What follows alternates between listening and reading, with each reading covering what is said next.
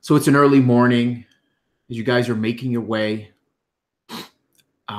Six, seven shadowed forms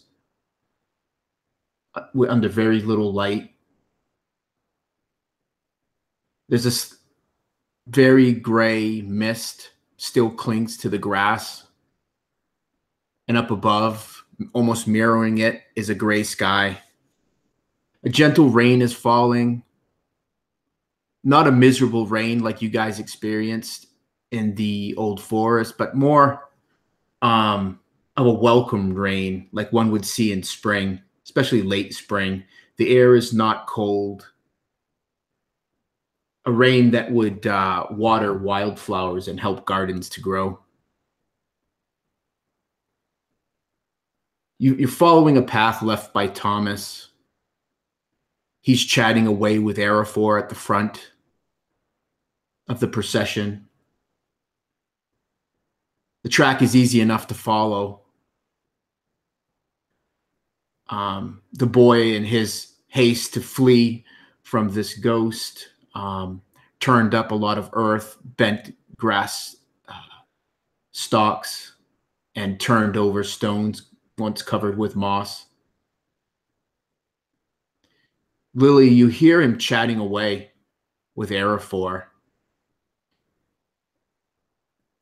He's talking about the events of the evening before, how he and his father had decided to make camp as they were moving through the downs.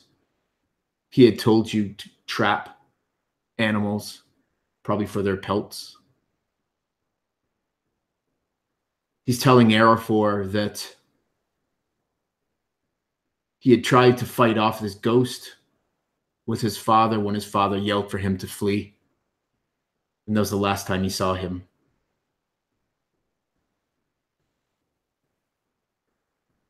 What is Lily thinking or doing right now as she's kind of trundling along towards the middle? You're walking alongside Moira.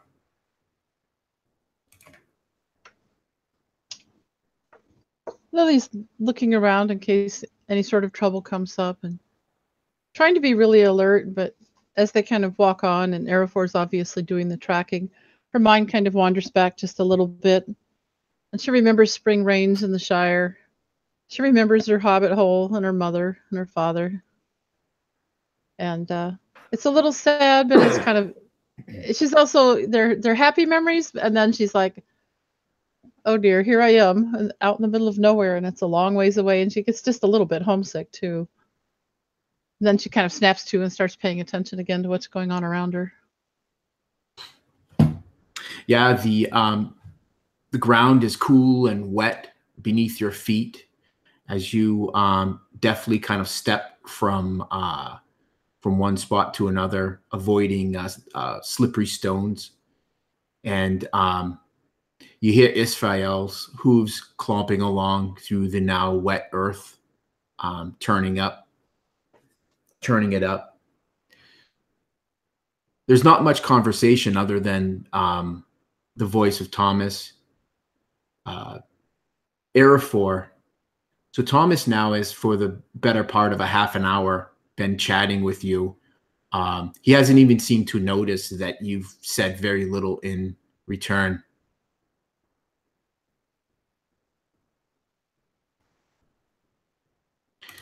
And you're kind of looking down at the track, and Thomas's voice brings you from whatever thought you had. Ranger, you do think my pa will be okay, right?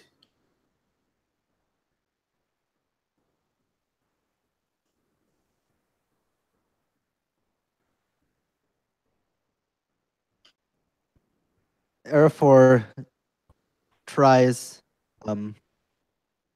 to hide the immediate look that would go across his face, but it wouldn't be very well hidden. He's not used to working with people quite so delicate as children. He's used to working with rangers. So I think his face probably tells most of the story instinctively. He tries to change it. That it doesn't seem likely, but he would still turn. It's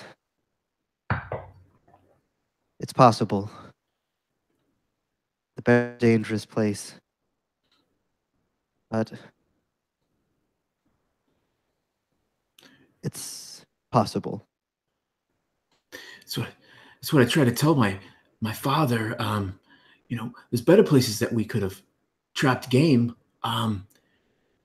He told me that I was just being silly, that he didn't believe all those tales about ghosts and other things. Have you ever seen a ghost?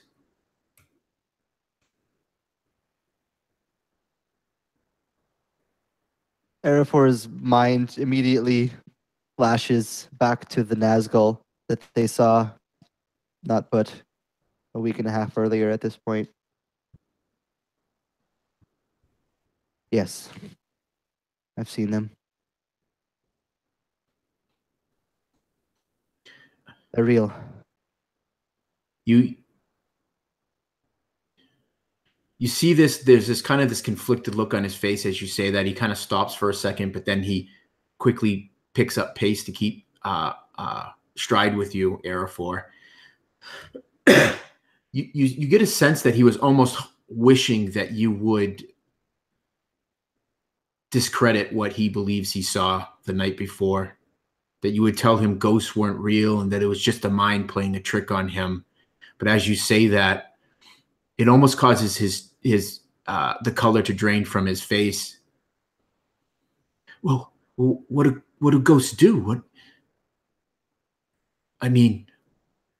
What possibly could they want with the living?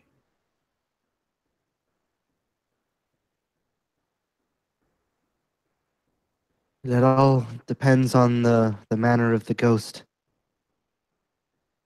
However, many of them are vengeful creatures,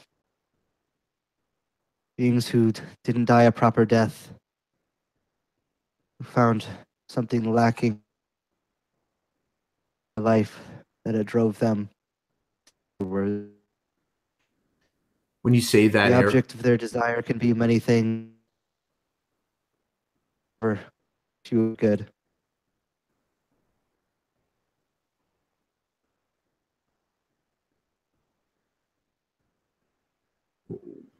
when you say that, Arafor, you see him kind of nervously look to the hills that that surround you. Excuse me. Many of these hills, are the last resting place of many heroes from ages past. And as he's looking around, he goes, "But they're not all evil. Some are good. How do you know?"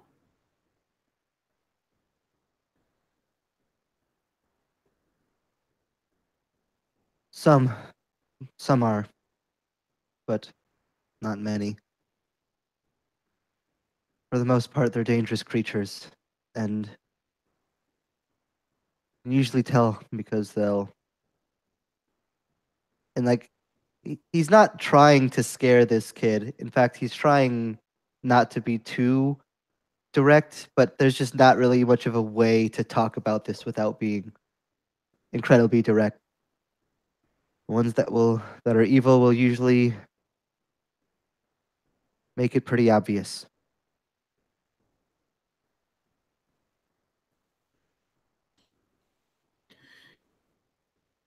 Those final words kind of set in with Thomas, and he goes silent. You see that the youth, excuse me, seems to be maybe weighing your words. Lily and Moira, you're following behind Thomas and Arafor. Much of their conversation is easily heard by you. What, if any, reaction do you have?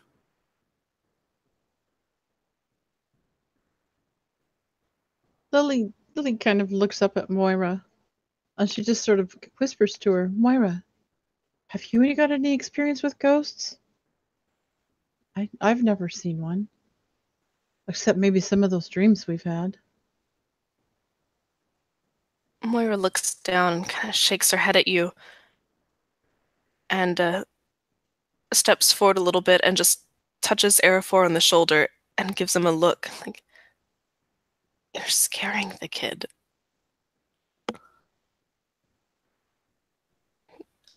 No, Lily. I don't know that I've seen a ghost.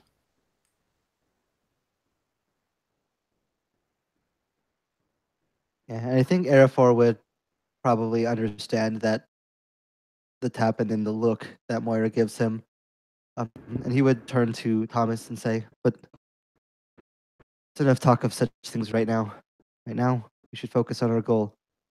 Follow these tracks, and we'll find your father."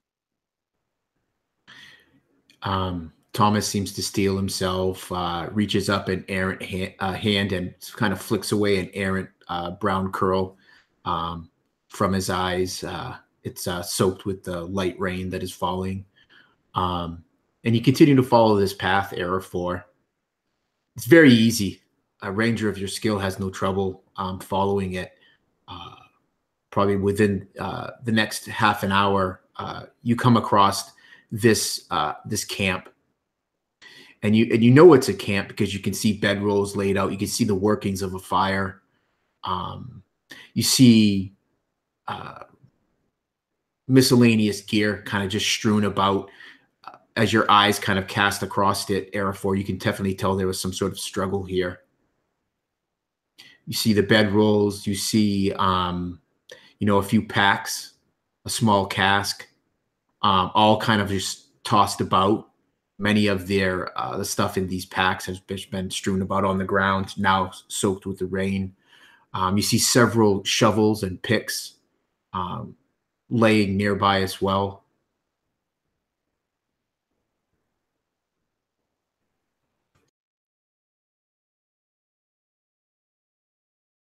Arafor would look over to Thomas.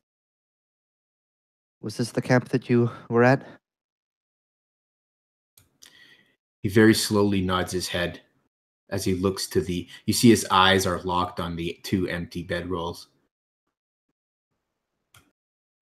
"You said that you were here to hunt and trap game. Why are there shovels and picks?"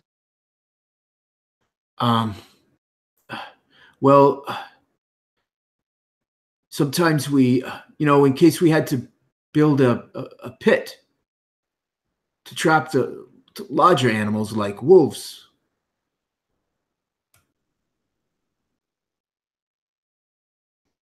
Arafor just gives Thomas just like a pure icy glare, like he's not buying it.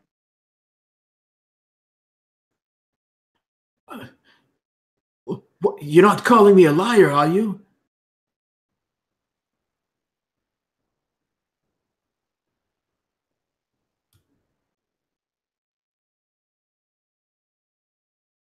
It just seems strange that you would hunt for game in the barrows. And there are forests nearby that would be better suited to such things, less dangerous and more profitable. Meanwhile, you have digging equipment in a graveyard. Yes, I'm calling you a liar. You see his face kind of flushes at that. What are the rest of you doing? The rest of you see this camp as well.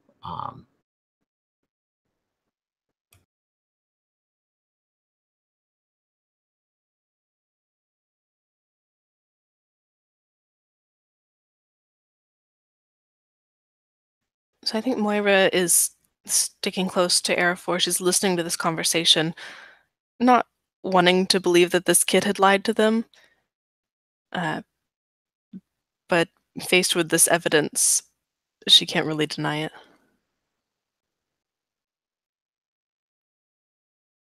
Badu is standing towards the back, probably, looking for some sort of higher ground or something nearby that maybe he can keep a lookout, and he's just got eyes like a hawk right now, looking for any traps or any ambushes or anything like that. He's not necessarily buying the whole thing anyways, since the beginning. So Yeah, the campsite itself is rather exposed. It's kind of like an open, flatter spot of grassland. Off in the distance, you can see another set of mounds, burial mounds. There are some. I mean, when I say flat, I mean flatter. It's got some gentle rise to it. But yeah, you could definitely see, unless something was really low to the ground, because the grass is probably varying from a foot to 2 feet in height around here, but it's kind of padded down and cleared out a bit where this campsite was made. So unless something was really close to the ground, you probably would see it, anything approaching. And he keeps his eyes just kind of peering around, just looking for anything that might start coming from the distance. All this talk of ghosts and whatnot, he's never knows. So he's got, one hand just kind of twitching a little bit, just ready to, prepare for anything that might come through. Yep. Perfect. Yeah. And Lily, seeing that this boy had lied to them, and that there's probably something going on here that's more sinister than just hunting, and a reason for the ghost perhaps to be angry, she kind of knocks her bow, and she wants to see if maybe she can just hide somewhere and be out of sight but ready for action if anything happens.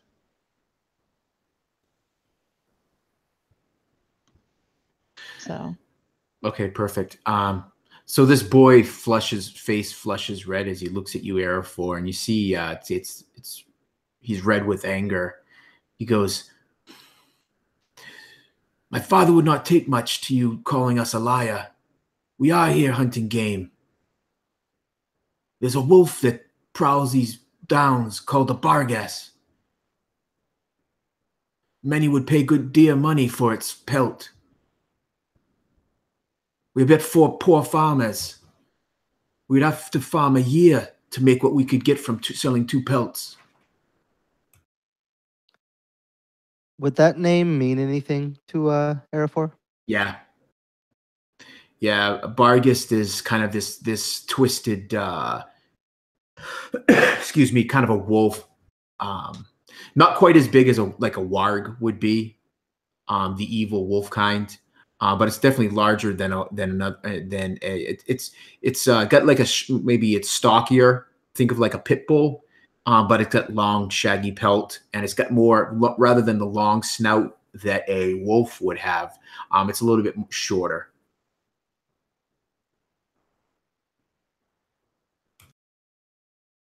There's an important difference between hunting game and hunting beasts. Those are not the same thing.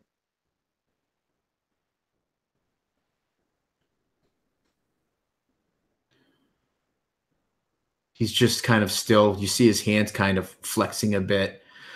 And then he just nods very curtly. If we're going to help you, which we want to, you can't keep things from us. Every bit of information matters.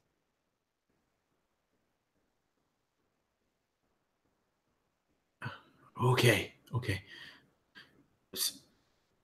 And he kind of walks over to the campfire, or the pit, the fire pit. He points to the 2 bedrolls and he says, "That's where I was sleeping, and that right there, that's where my father was." And he says, the ghost came from there." And he points off in the distance, and you can see where the grass has been bent, with signs of some sort of traffic.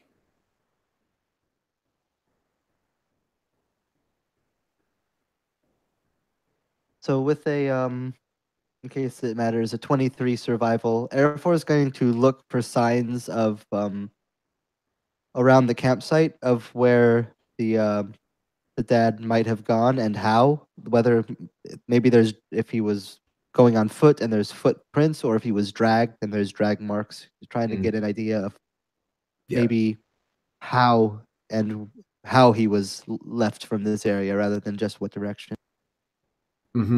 Yeah, you could definitely easily tell that there was some sort of some kind of skirmish here.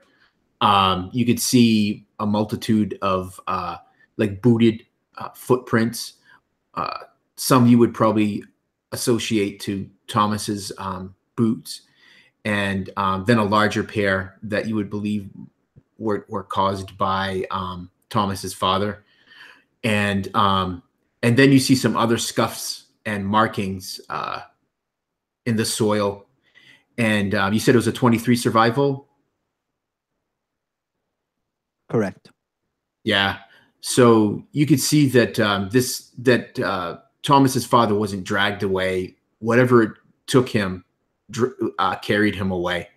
But what you also see too is an area of the camp where Thomas tells you they had their pony, and that part has been you can see it's all upturned from where I guess the pony was trying to break free, maybe in fright.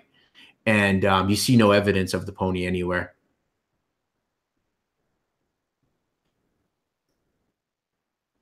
And just to confirm, with Arafor's knowledge of ghosts, the father being carried away by a ghost seems pretty not likely, correct? Like it's probably something else. Yeah, it stands to reason that it's probably not likely that a ghost would have you've never heard of a ghost carrying its victim away. Usually a ghost would just slay its victim and leave it where it falls. Yeah, I think with that, Arafor would kind of turn almost more so to his party members than to Thomas, but he would still say it loud enough that everyone can hear.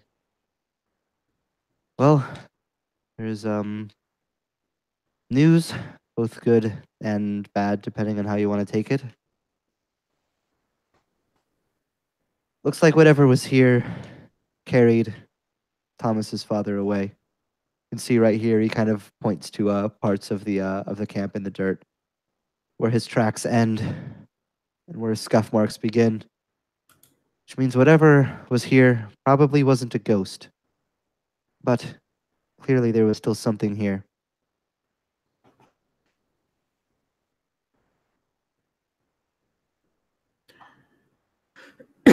When Thomas hears that, he goes, "It was a ghost, I tell you. I saw it with my own eyes. Stood maybe 2 heads taller than you." And he points to you, Badu. And skin, gray as the earth, gray as stone. Badu at that smelled of death.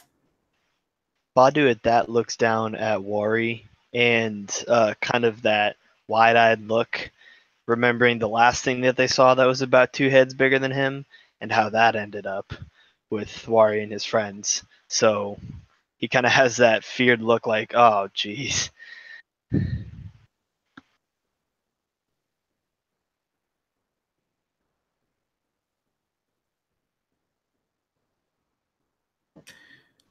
Moira, as you're standing in this camp, Isfael's ears pin back to her head, and her tail begins to whip back and forth, and she paws at the ground with one of her hooves.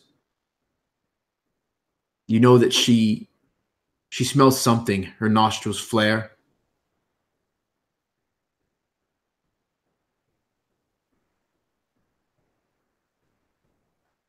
I have my hand on her nose. See, shh, shh. Therefore, there's something here. Or something nearby.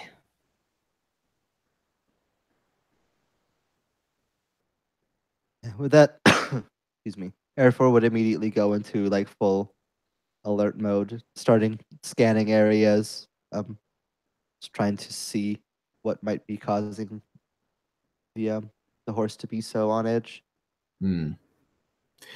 Isfael seems to calm as you stroke her nose and whisper comforting words to her, Moira.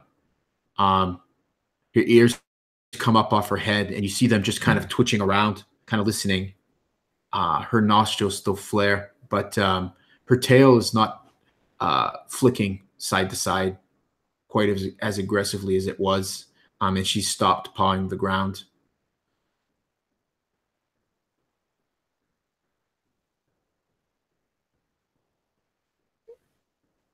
Moira kind of looks around, uncertain. Do I see anything? Can I smell anything? I mean, I don't smell as good as a horse, but... Right. When you smell it's the smell of wet earth, grass, wildflowers, and death.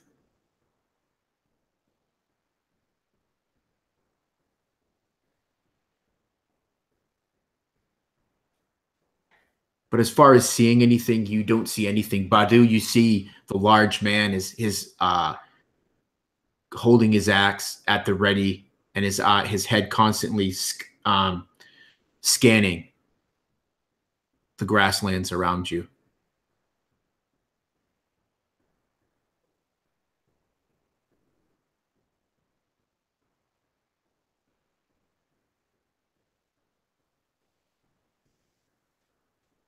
She'll kind of leave Isfael for a moment and maybe walk over to the camp and kind of poke around a little bit and see if there's anything unusual in the equipment or anything that stands out. I think seeing her go, that Lily would probably go with her and just investigate the camp for anything that would give you any more clues. Yeah. Yeah. Why don't you guys give me an investigation? And while they're rolling, just in case I don't know if I specified whether or not I would have said it or not, but Air 4 would also point out the where the grass was bent in one direction, so that if they want to go outside of the camp to try to follow that they have that option as well.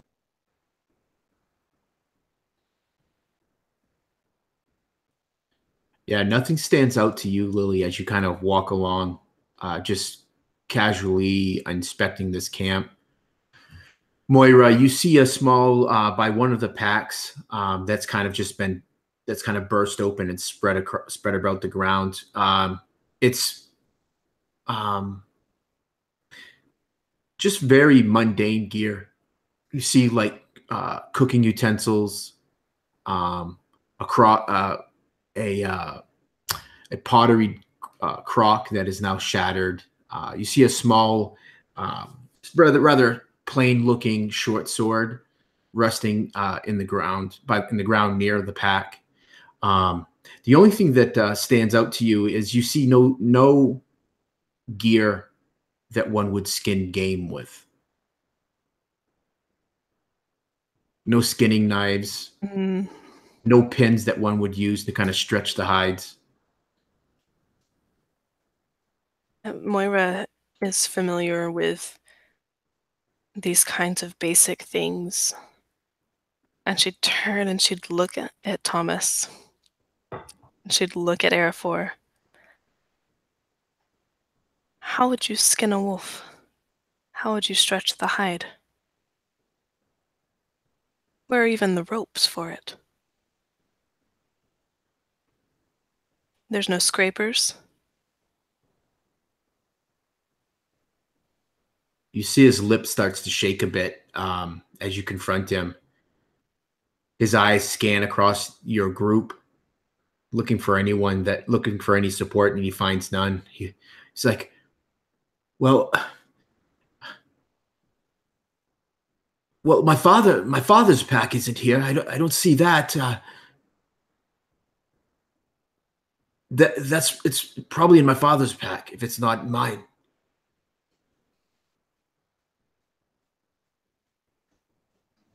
that Lily speaks up. Thomas, you might as well just tell us. What are you doing here? What are you and your father? I 'Cause told you. It's obviously not what you say. We need to know. What are you saying? We can't help you if you're not open with us. We're willing to help, but we need to know what's really happening. I told you. A ghost came and took my father. But why are you here?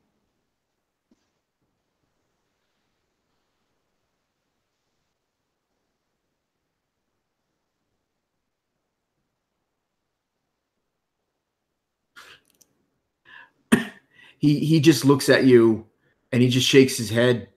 He doesn't say anything.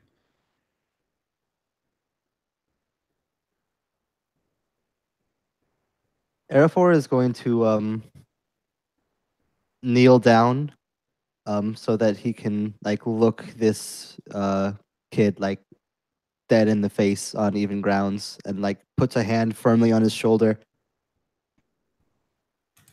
Look, if you use those shovels and picks for anything other than hunting, then the ghosts have already marked you and you're done for. So you might as well fess up now so we can do what we can and prepare how we need to. This isn't a joke. All right. You're going to have to give me some either intimidation or some sort of deception roll.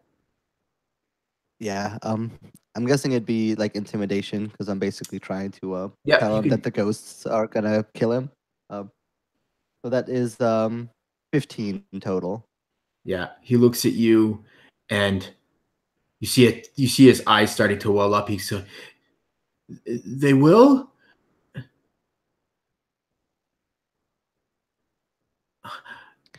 Well, luckily you weren't digging for treasure or anything like that. You were just hunting, right? So you don't have anything to worry about. They won't have to tear you to shreds, right? He runs a hand through his hair. Well, we weren't looting, if that's what you think.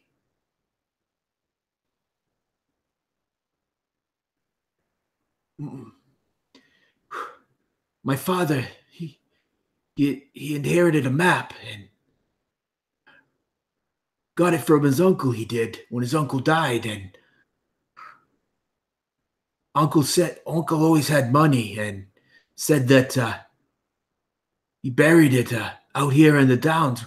We're just trying to get that. We weren't looting no tombs.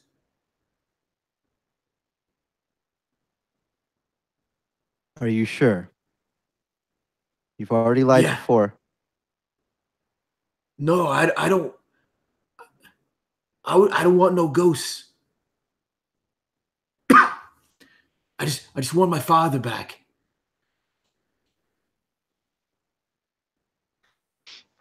Yeah, Air Force is just gonna give a glance back towards the party and kind of shrug and see if anyone else has something to say.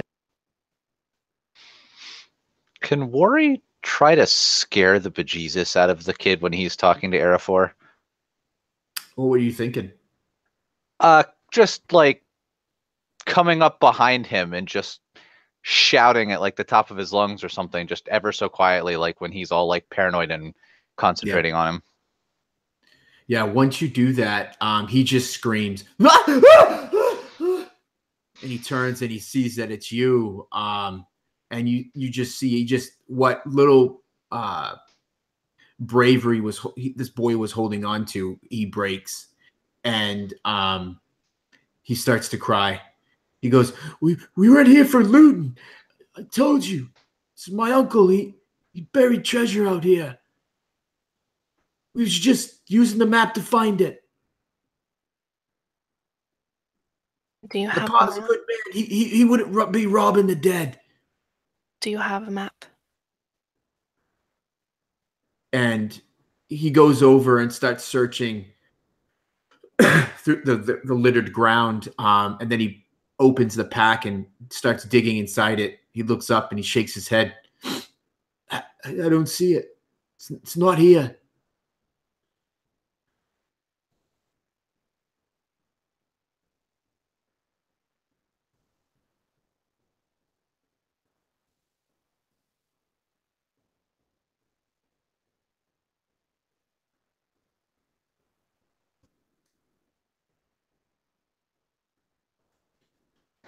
Or what do we do?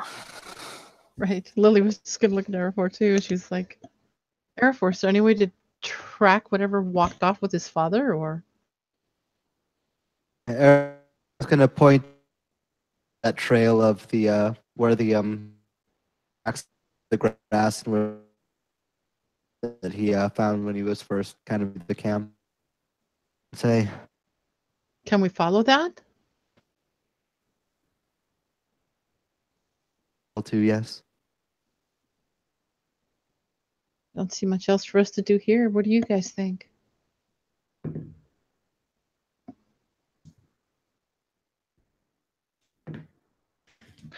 I say leave the ghost-marked kid out on his own.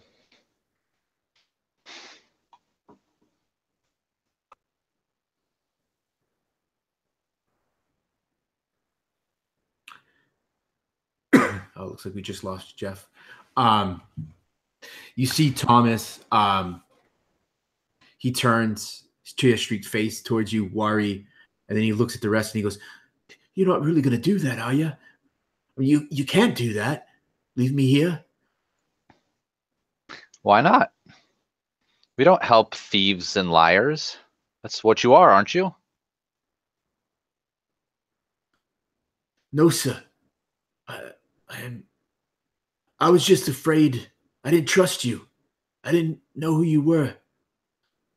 Then I was scared to tell you after. I was afraid you'd leave.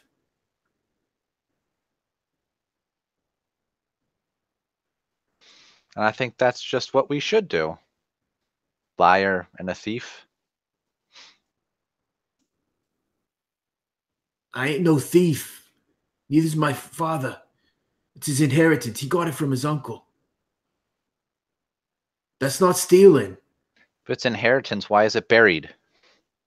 Why do you have to dig it up? My uncle Timonus didn't trust no one. Then it's not yours. If it was his, he would have to give it to you.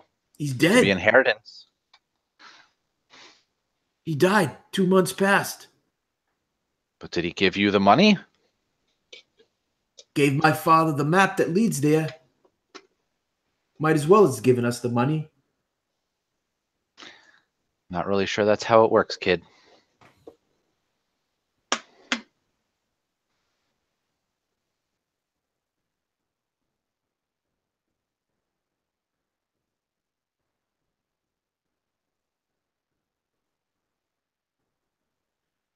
Thomas turns from you, Wari, and he looks at Moira. Goes, "Lady, you help me, right? You help me find my father. I'm sure my father would give you some of the money."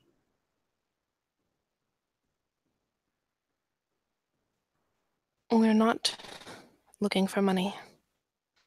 We don't need payment.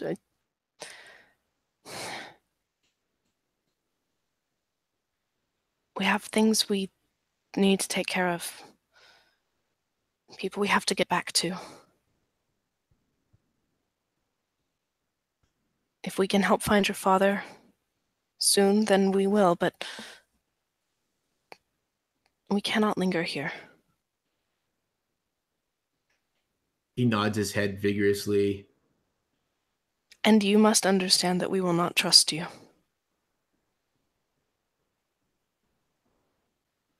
His shoulders kind of sink at that, but he nods his head, defeat, like almost like in defeat, realizing that he created this misery on himself.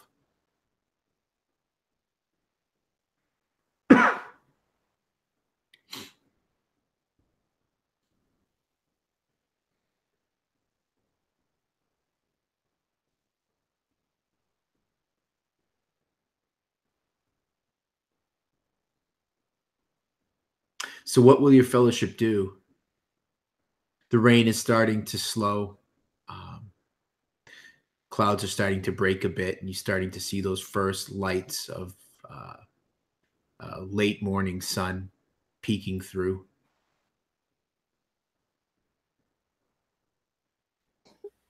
Moira looks to Arafor. Can you track him, wherever his father's gone?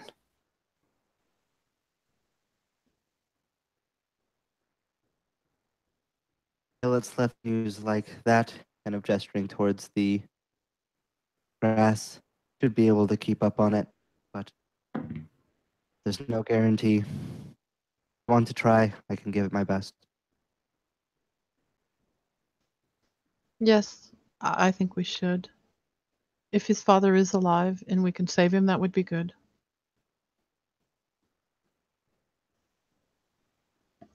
Even if he's a treasure hunter or if he's following for his brother's loot or whatever. I hate to see anybody just left out here and whatever powers that are out here.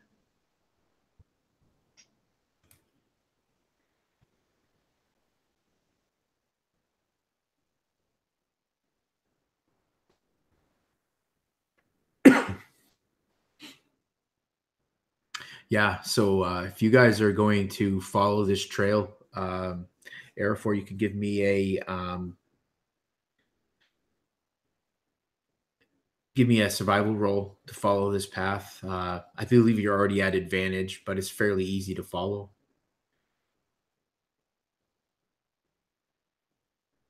Yep, that is actually a nat 20 on advantage, so 26. Yeah. Perfect.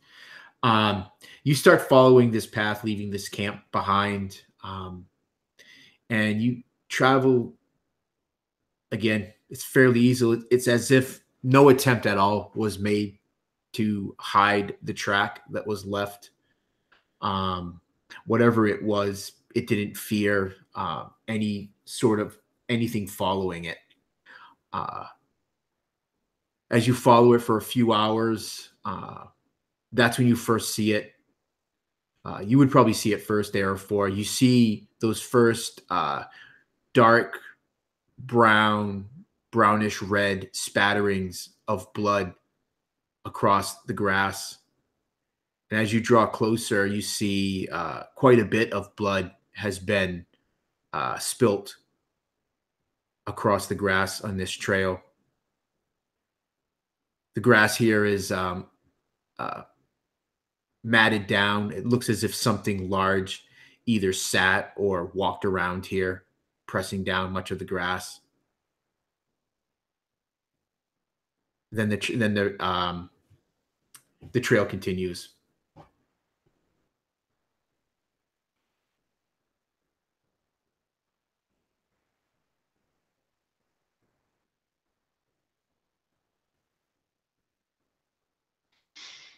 Oh, that doesn't look good. What do you think it is?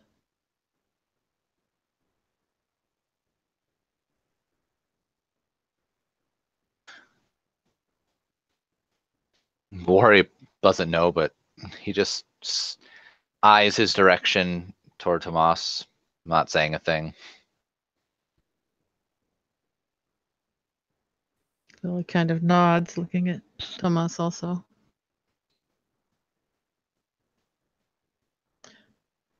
Could we discern anything more by looking at the blood or by smelling or examining the... It's quite a bit of blood. It's kind of, what makes it difficult is the earlier rain. You don't know how much, if any, of it was washed away. You see no leavings. There's not a carcass or anything like that. There's just blood.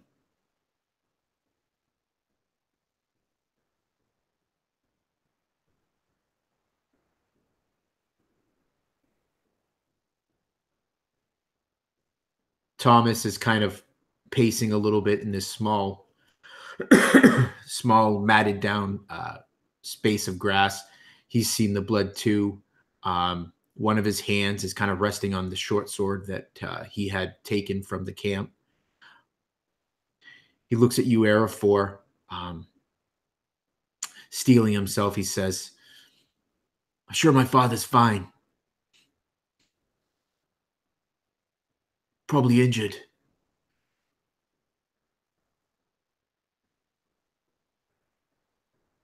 Could be the pony as well. It's hard to tell. And towards the back, Badu just kind of pipes up with a chuckle. "I'm sure he's fine, like I'm a mouse."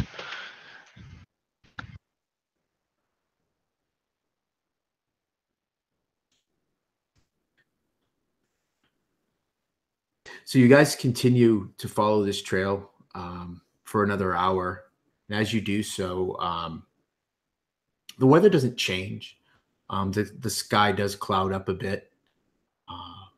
And as you see that the path is slowly leading you to a series of mounds off in the distance, Era 4. You could see them peeking up above the gentle rise and fall of the grassland you're moving across. And as you guys are following this trail, you see this mist is kind of slowly rolling in. And as you get to these barrows, the mist is much thicker. I'm going to need everybody to give me a perception roll, please, and just put it in the chat. As you guys are kind of weaving your way through these barrows, as this mist just seems to, and fog just seems to get thicker, kind of just wraps in and around you.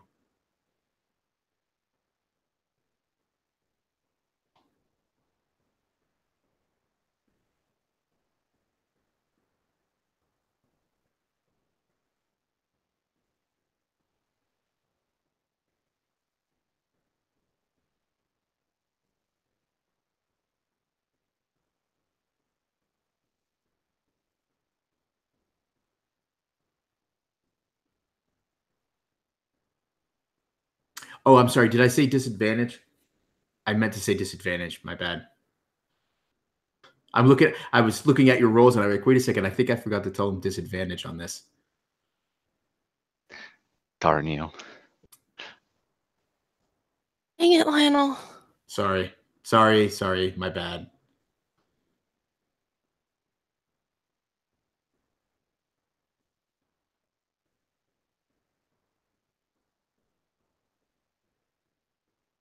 Yeah, if you get advantage on them, it would cancel out the disadvantage. So It depends if it's against enemies or not. Like, is he just doing general perception, or is he looking for?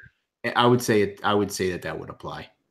Okay, so then yeah. You get 11. Badu gets a sense that this is not a natural fog. Okay, yeah. So just 11 still. It's ass. Okay.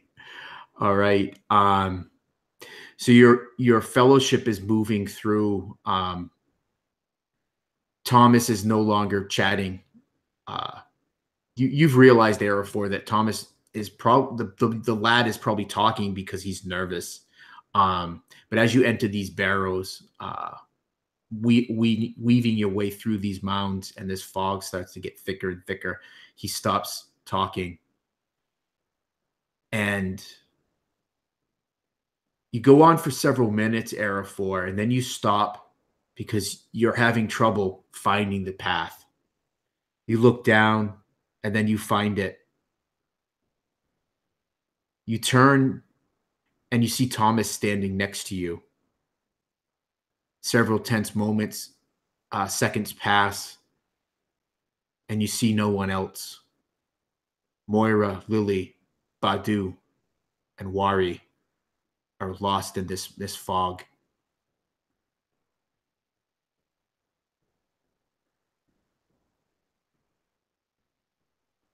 I need everybody besides Arafor to roll a d4.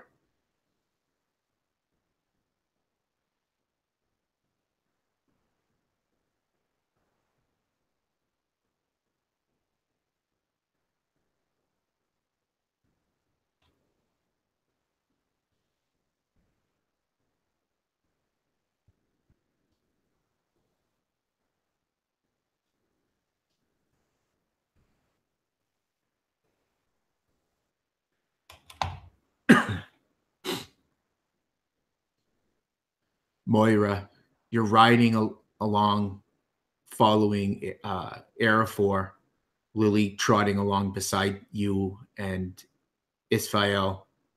Every once in a while, your eyes drift down to the little hobbit as she kind of is puffing away as she's trying to keep up with the longer strides of your horse.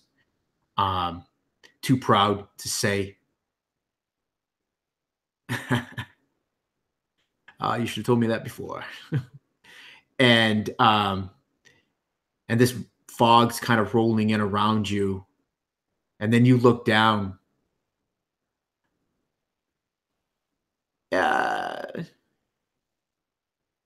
Odd or even, Taylor. Odd or even. You can call it Even. odd. Sorry. Yeah, Lily was not riding along with you. And you look down and you realize that she's not there. You kind of turn in your saddle and you realize no one's there. You're not sure how long you had continued on your way, thinking you were following the shadowed form of Arafor ahead of you. You turn your horse and backtrack a bit. The minutes pass, and then you realize you're hopelessly lost in this fog.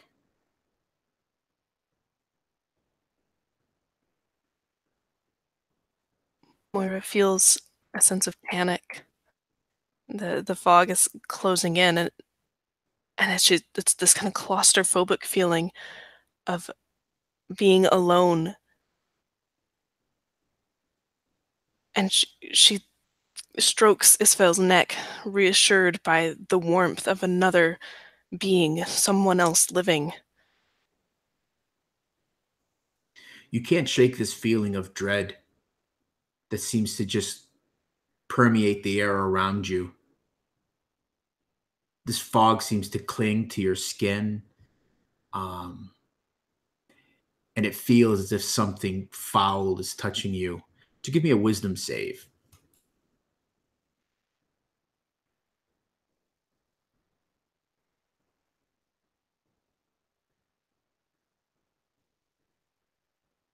Unfortunately, that is a 6. 6. Yeah, that feeling of dread overtakes you. The whispers, the voice, the visions that you had seen so many days ago, almost 2 weeks ago, creep back in. You see the fog, it seems to twist and coil around in front of you, and it seems to take on the form of ghostly soldiers. They just seem to be moving as if marching. They march past you, so close that you can almost reach out and touch them. You're going to take 2 shadow.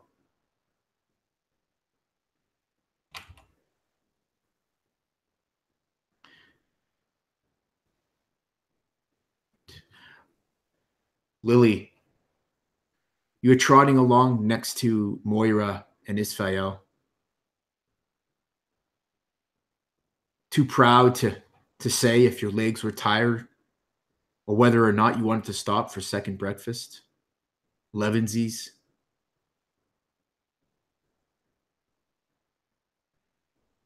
It's at that point when you're thinking just about asking Moira if it was time to stop for a small break.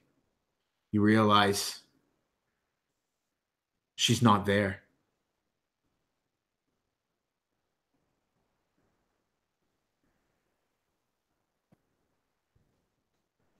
Lily just stops dead and listens as carefully as she can to see if she can hear the horse, and looks through the fog at the ground to see if she can see a hoof print. Yeah, you spend several minutes looking. You find nothing. You listen. You hear nothing. This fog just seems to just get thicker around you. It spins around you. You hear a voice carried by this fog. It's Dirk's voice.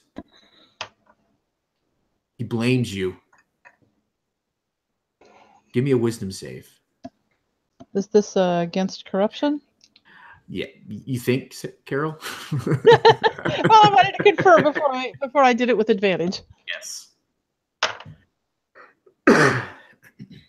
That will be a total of 14.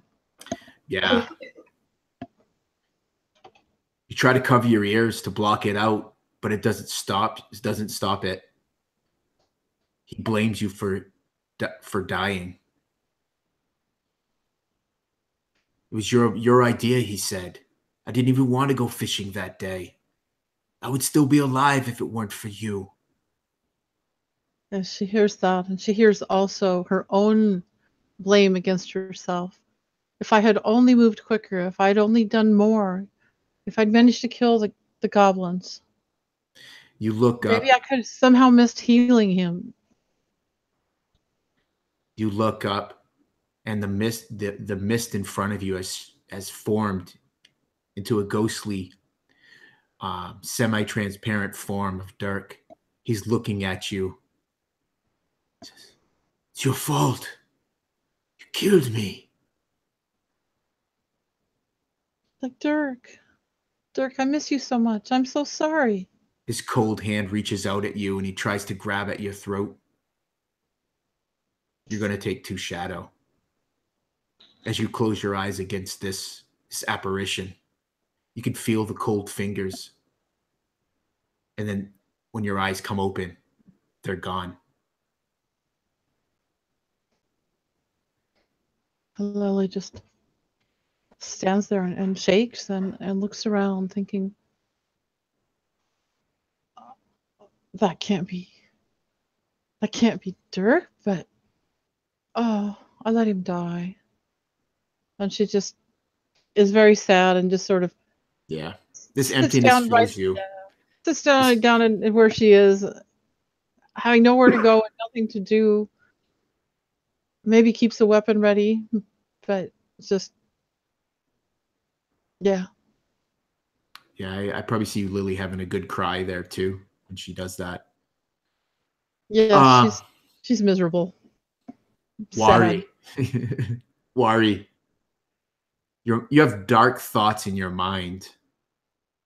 You were the one that spoke out against Thomas and wanted to leave him. As the mist and fog starts to close in around the fellowship, you don't notice it at first, lost in your own thoughts. And it's not until you look up that you realize no one from your company is with you anymore. Give me a wisdom save, please, sir.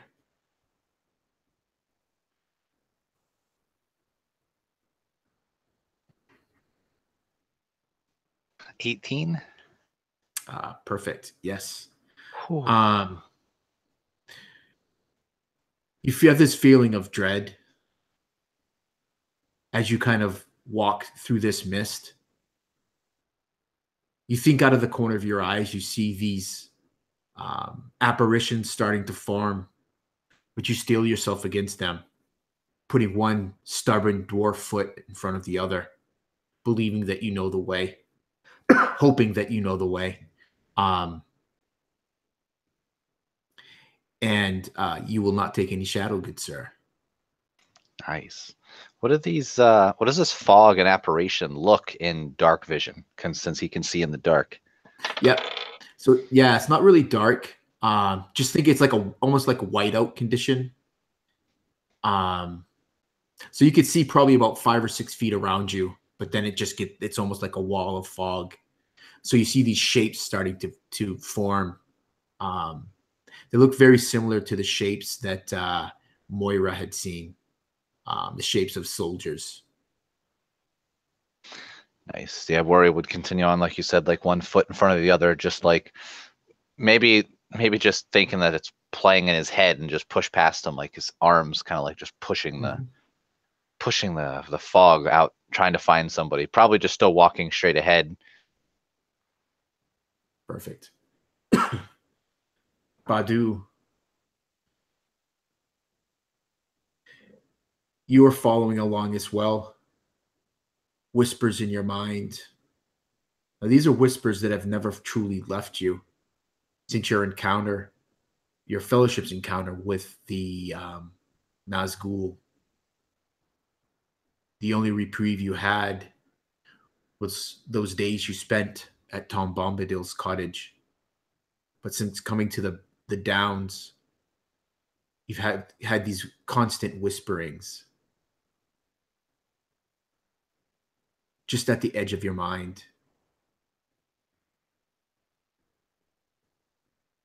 causing you doubt. You find yourself lost in this fog. I'm going to need you to make a save. Yeah, and the whispers make it hard to focus. So as he's walking along, he tries to, kind of steel his mind against them, looking out for any danger with his axe in hand. And then he looks down to see Wari to say something to him and realizes that he's gone. And those whispers just kind of like dial in on him. Yeah. You probably yell out to him, your voice lost in the fog. No response. And then there's that moment of relief as you see a form appearing out of the fog ahead of you. It comes forward, and then your heart freezes in your chest because the form coming towards you is that of a dark wraith. You see bright red eyes shining in a dark cowl, and it moves quickly towards you, reaching at you with a withered hand. You will be mine, echoes through your head as you stagger back. You cannot escape my will. And you're going to take one shadow as you stagger back before this apparition fades. You look, and it's gone. I imagine there's a moment where Badu is looking around him, turning, and he no longer sees this apparition.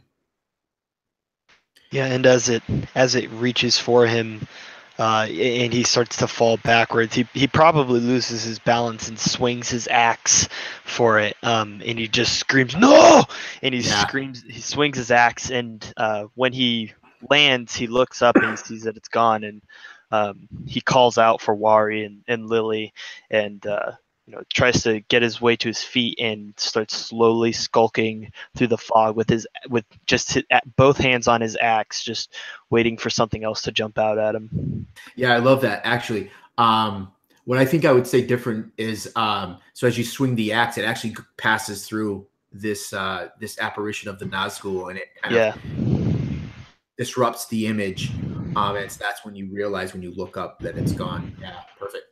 Air4. The others are lost. You stand there with Thomas. It's probably a moment long. It's probably several moments after you've stopped before Thomas realizes what has happened.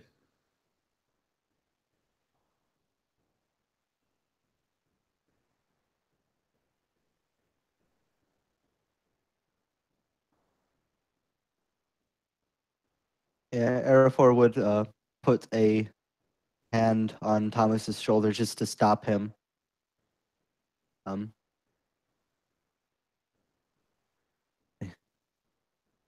need to wait for a moment. And he's gonna begin like looking around, trying to when and how lost everyone. Yeah. You're not sure when, you all were separated in this fog. Maybe you assumed that they would know better to stay close. But whatever the reason, everyone was separated. What is it Airful would want to do in this situation?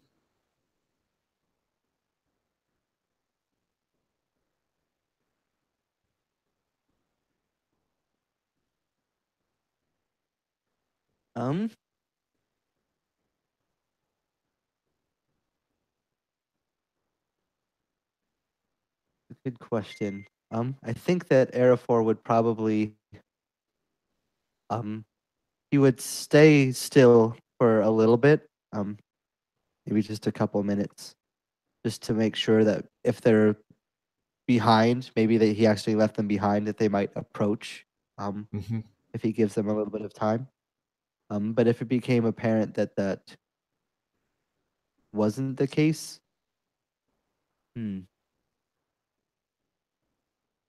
Yeah, after waiting several minutes, you see none of them.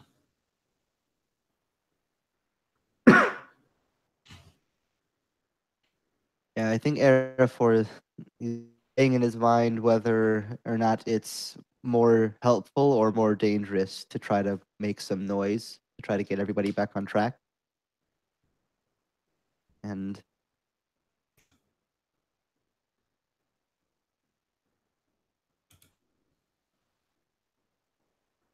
he's not sure, to be honest.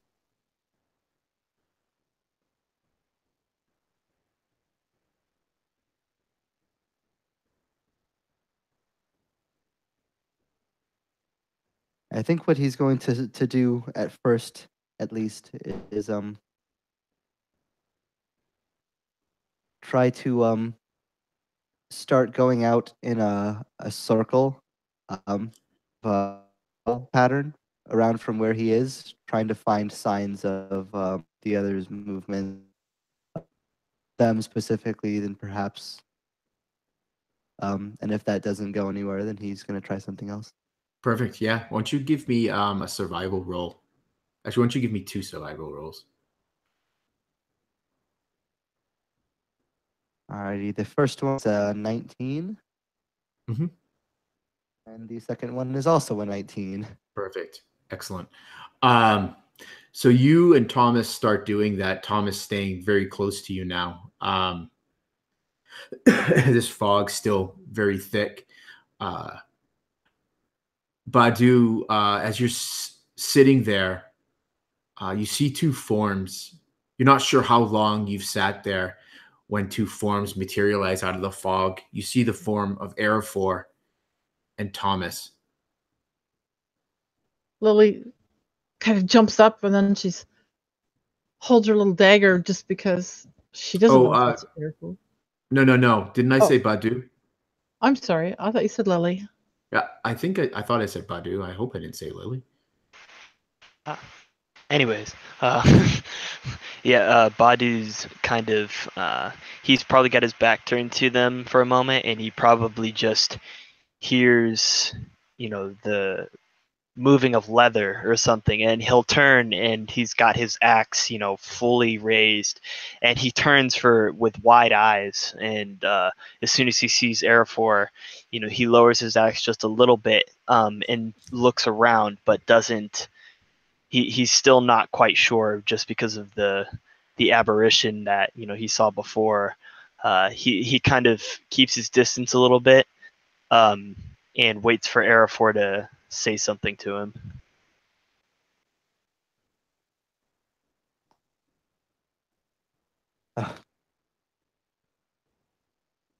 Found at least one of you.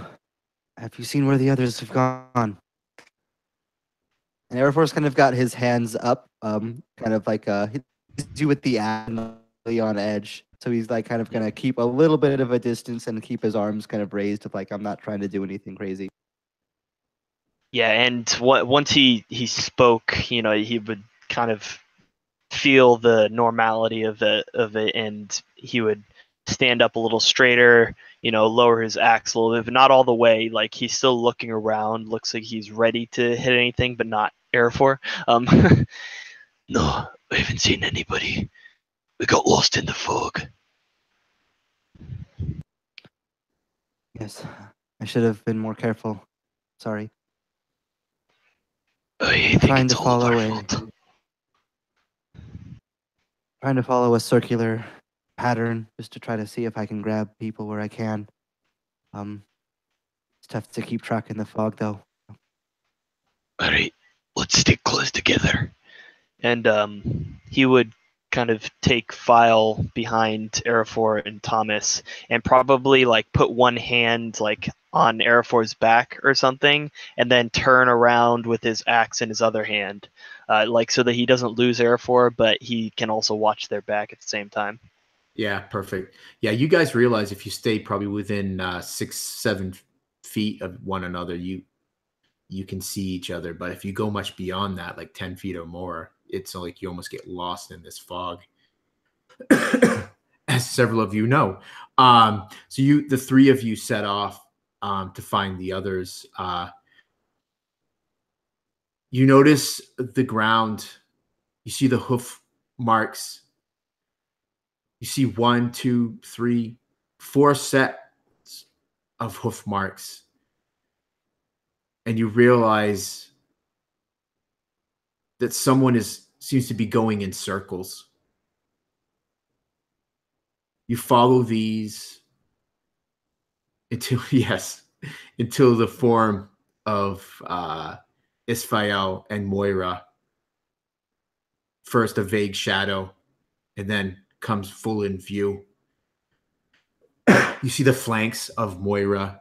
Moira's horse are kind of just specked with mud.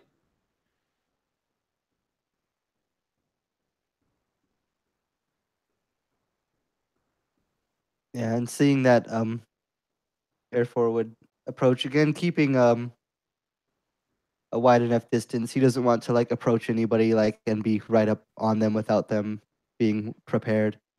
But he would just kind of let out more of like a loud whisper than anything else. Just Moira. Arafor. And she kind of like tumbles off Isfael and like half into your arms. Oh, this place. Oh, Arafor, it's frightening.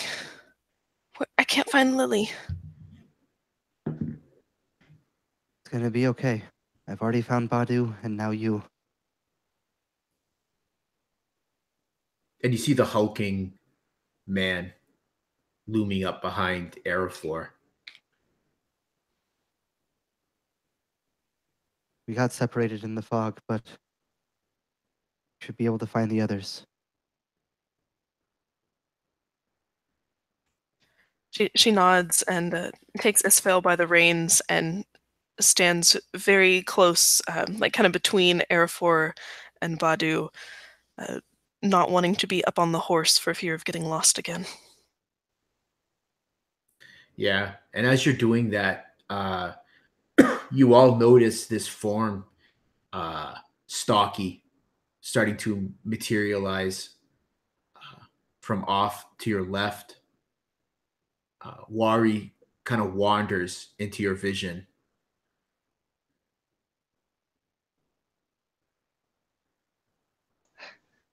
Oh, well, there you guys are.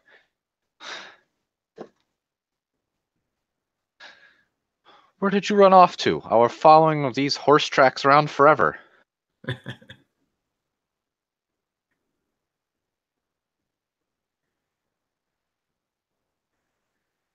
I don't know where I've went. I felt like I was moving towards something, but I seem to have just gone in circles.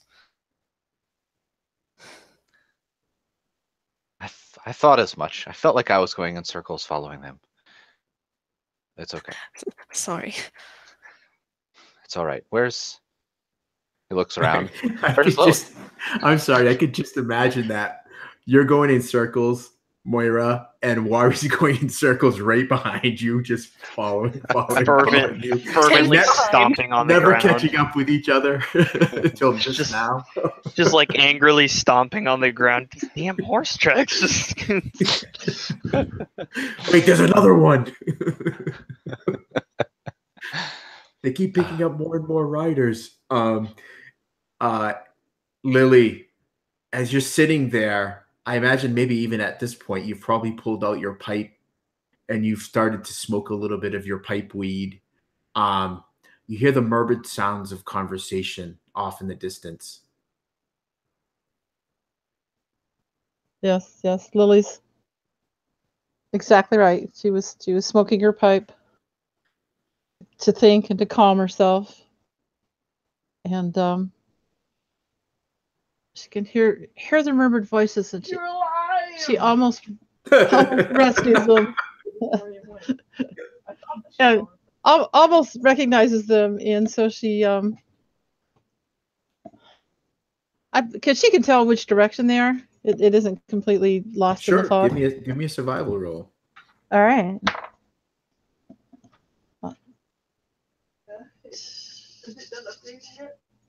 $12.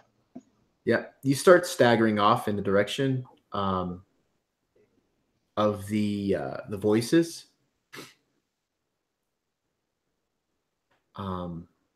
Everyone else, give me a perception roll, please. Is this with disadvantage because of the fog again? Unfortunately, it'll be with disadvantage. I think it's with the exception of Arafor, who I think gets advantage on his rolls. Nice. So I don't get advantage, but I do get the proficiency bonus. Okay, very good. Yeah.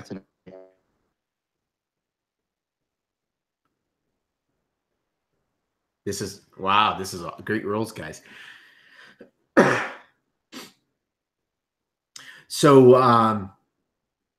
all you notice as the four of you have reunited, it's at the same point, Moira, when you said you're grabbing Isfael's reins, that all of you are looking, and at the very outskirts of this fog, you can see this shadowed form moving kind of parallel with you, and then it starts to fade into the shadows. I mean, into the fog.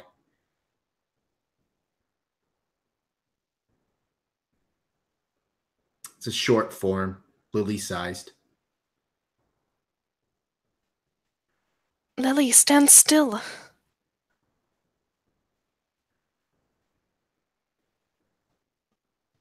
Is that you, Moira?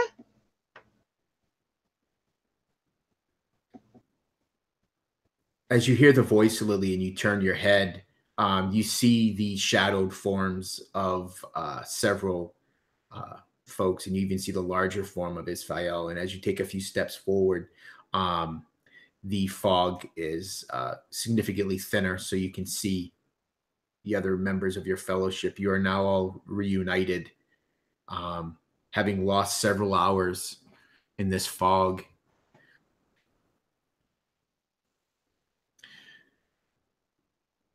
So it's early afternoon, and it takes you probably another hour, Arafor, to find the trail again, and you guys continue to follow it. And as you do so, staying much closer together this time, the fog slowly starts to dissipate and thin.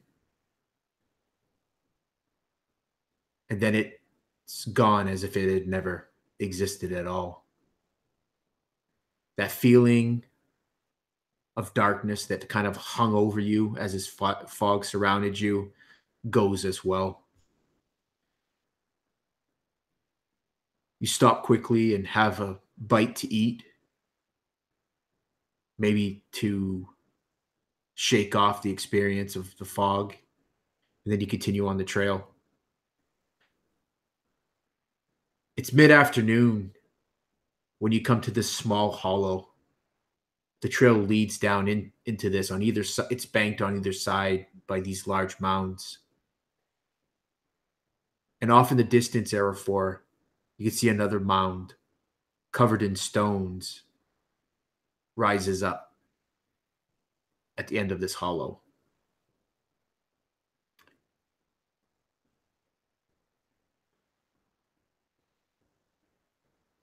And Air Force kind of motion down the path that goes into the hollow.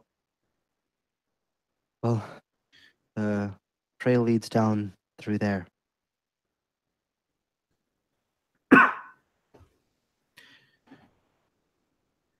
As you start leading the fellowship down into this hollow, the grass is very thin here. There seems to be a well-trod path leading to this distant stone-covered hill. You notice as you look to either side of the path, you see bones covered with grass, some bleached white, others much newer. As you get to the end of this hollow, you see piles of bones. They seem to be stacked as if some sort of warning.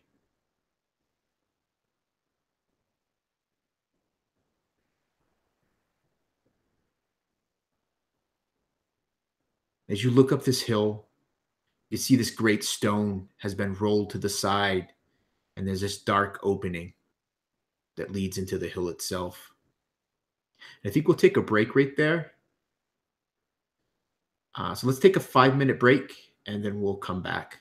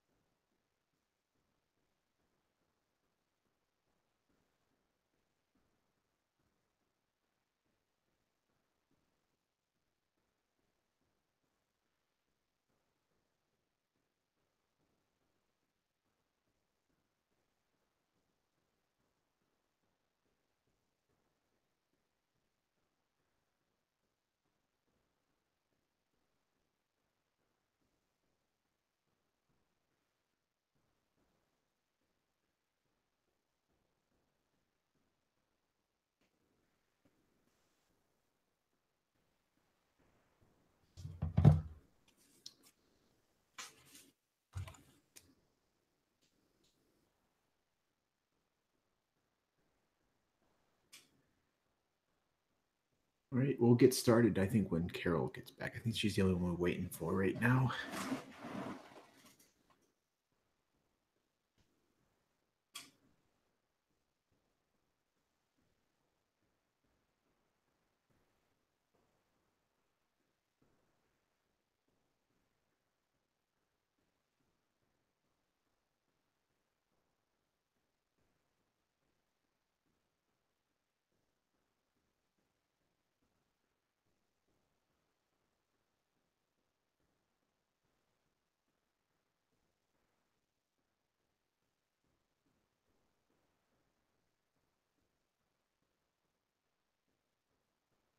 All right, I think Carol's back, so we'll get started.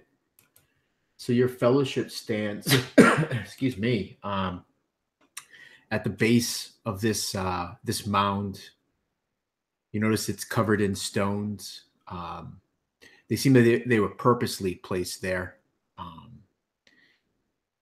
And on either side of you, gentle hills rise up, creating this natural hollow. To either side of you, there's these two large piles of bones. And as you look at the piles of bones, there's a mixture of animal and human.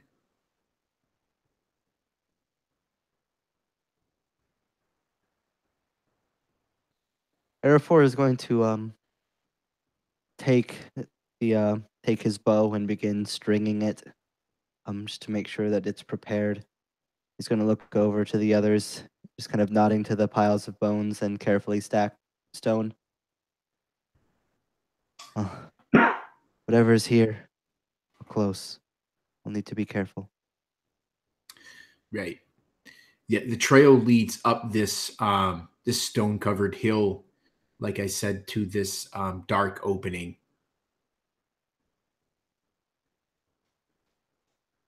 I think Wari would probably be doing very similar to Arafor and stringing his bow. With his both treasure lore of the lost, and stone cunning, is there anything he could tell about these stone ruins or like this area in general that he's looking at? Yeah, like I had said, as you look at the stone, these are cut stones that seem to have been placed on the face of this barrel. And there's this larger stone that you believe at one point probably covered the opening that you see, but it has been pushed aside. And yeah, it's about all you would probably be able to tell from that. Can I tell that the stone was like made for like the burial grounds or something like that here, or is this more natural stone? No, you believe that it was cut and made for the burial grounds. Gotcha. Okay. As you dig closer and maybe you reach down with your hand and wipe away some moss, you could see that there's some ruins cut into several of them. Now much faded over time. Are they readable, or are they readable at all? There just seemed to be some sort of marking. Okay. Probably naming the lineage of those that are interned in the large barrows around you. Okay. Seeing the bones, though, Wari, like everybody else, would probably just be really careful, and he'd probably look back to Badu, who made the comment about troll, and like their eyes would probably just lock and be like, "Oh, not again." Yeah, you probably both would have that sinking feeling. Yeah, these piles of bones are rather high. They're probably almost as tall as Arafor. Could Lily attempt to do a regular stealth? She certainly could. Yeah. All right. 14. Right. Yeah. You scamper up the hill. You're stealthing up to the hole. Yeah. Well, she's staying with her party. Okay, so you're just hiding. She's just kind of creeping along the side, so she's not like out in the middle of everything if something happens. Okay. basically. Yep. So what are the rest of you doing? I mean, you've got your weapons prepared. Like I said, it's probably mid to later afternoon.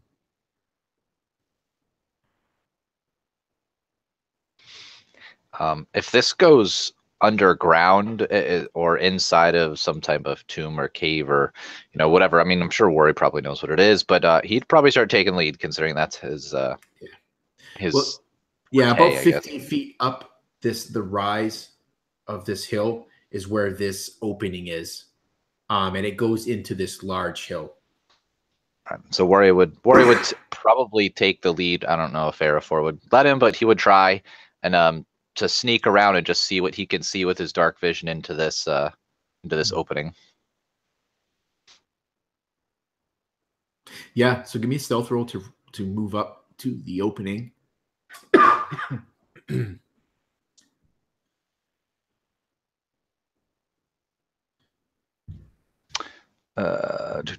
I can't do math. 26. Yeah, you kind of very deftly move your way up these stones, and to the side of this opening and peer in.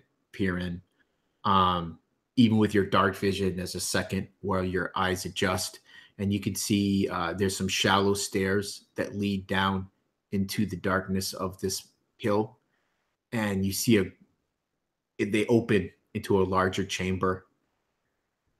It smells foul.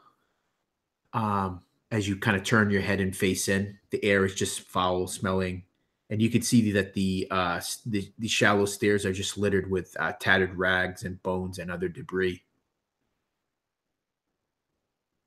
I would probably sit there for a good 30, 45 seconds listening and seeing if anything changes before heading back to the give me a group. perception roll.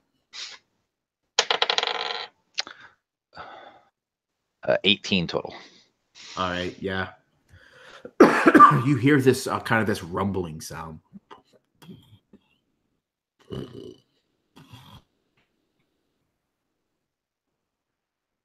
Coming from deep within. Any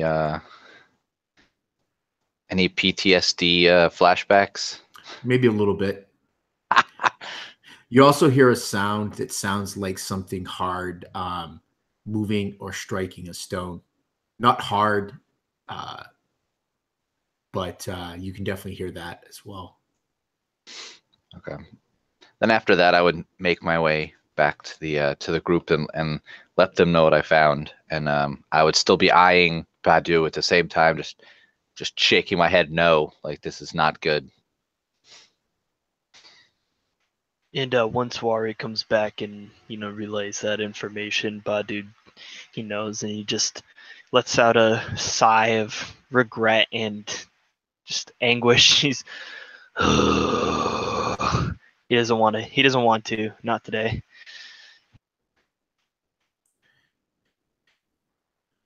Wari, do you come back down from the opening, or do you just turn? I maybe I misunderstood what you were doing. Sorry. Yeah, I would come back down to let the guys know what I scouted out. Okay, give me another stealth roll, unless you're just gonna draw. No, I would definitely stealth back. 18 total. Perfect. Yeah, you make your way down. Probably taking the same path you took it when you went up. So what do you guys want to do?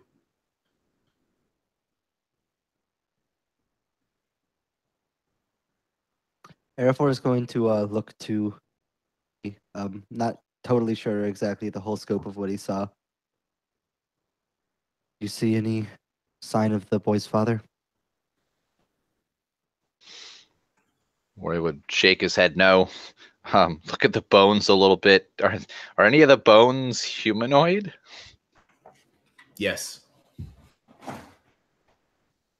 He would just kind of give that look there. They're like, no, but there's bones. But I saw nothing.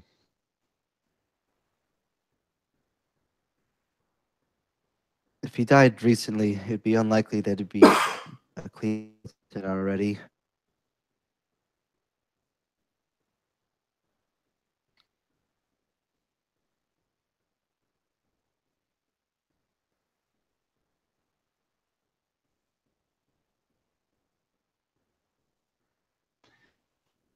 Well, if it has to say what Carol said, what's Thomas doing as we're sneaking around, and I'm assuming he's overhearing everything too.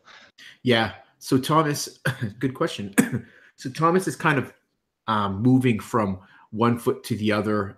He's just looking nervously at the barrel opening, and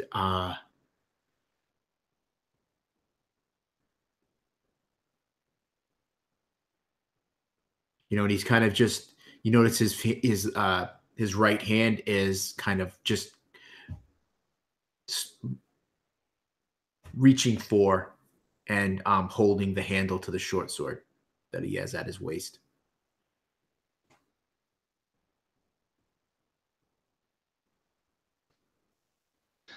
I would just whisper to the guys then, seeing that if this is a troll and not a ghost, we do not want to piss it off in there.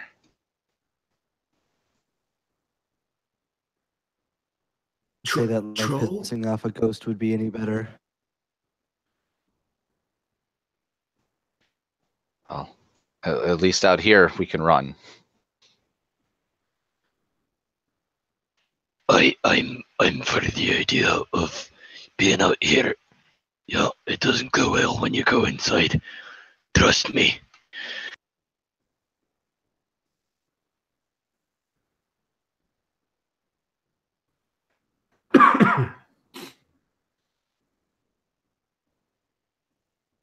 Well, you've come all this way. What should we do?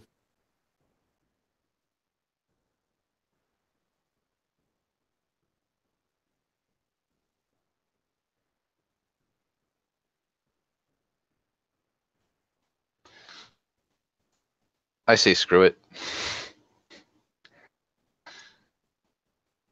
Not worth dying over. Lily's like, but was there any possible reason to think that the boy's father might be alive in there? What did you hear? There was some loud knocking and like a low, steady rumble. I couldn't really make it out. Would Lily have any idea what those things are? Lily would probably have to hear them, or you would have to make your best guess based on what Wari described to you. Mm-hmm. Thomas looks at you, Wari, and says, "Oh, you're a dwarf. Can't you see in darkness? Could you go in and see if my father's in there? See that he's all right?"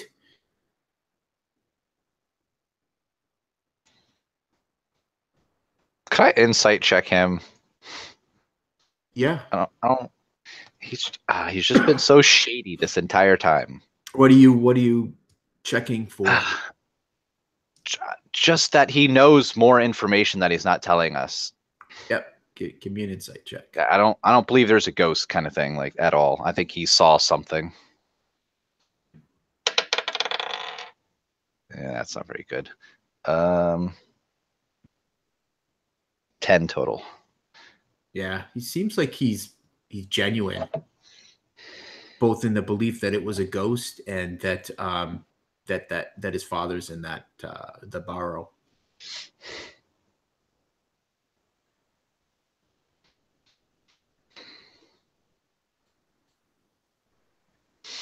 And he's kind of looking at you pleadingly. Yeah, I'd turn to Thomas and just be like, "Nope."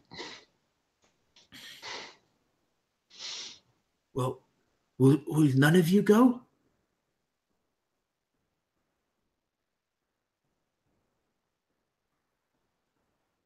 But what could one of us do alone? Well, I have to look. I can't leave my father to this fate. And he draws his short sword and he starts to make his way up the hill towards the dark opening. He slips a little bit on the stone, but makes his way there. He kind of stops for a second before he turns and looks back at the rest of you, and then you see him disappear into the darkness. Lily sort of hisses to everyone. You're just going to let him go? Won't his death be on our hands if he dies?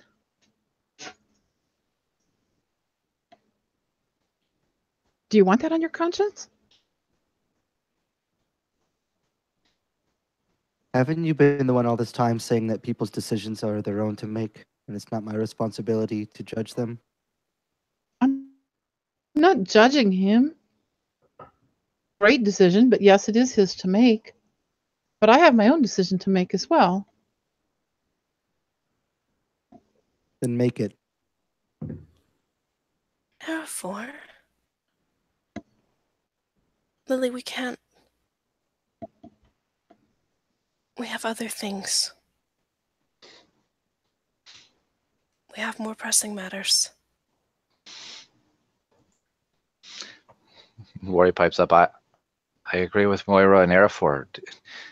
Who hunts out here in the Barrow Downs, lies about it, tries to get us to do his bidding?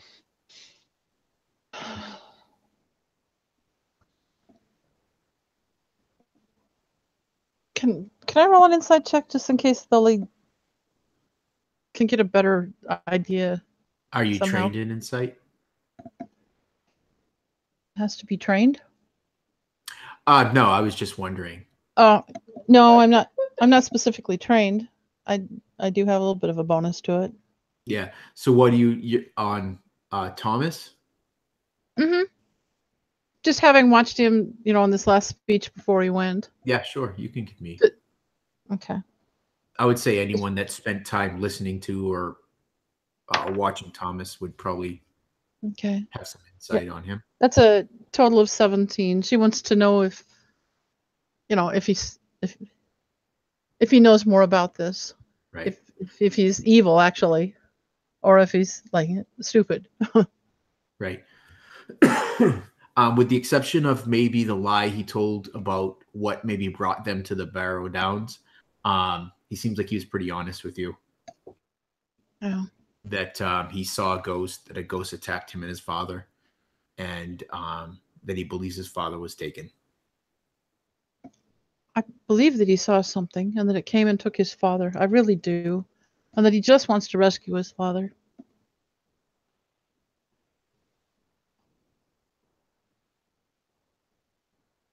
You know that we're here to fight the shadow and the evil.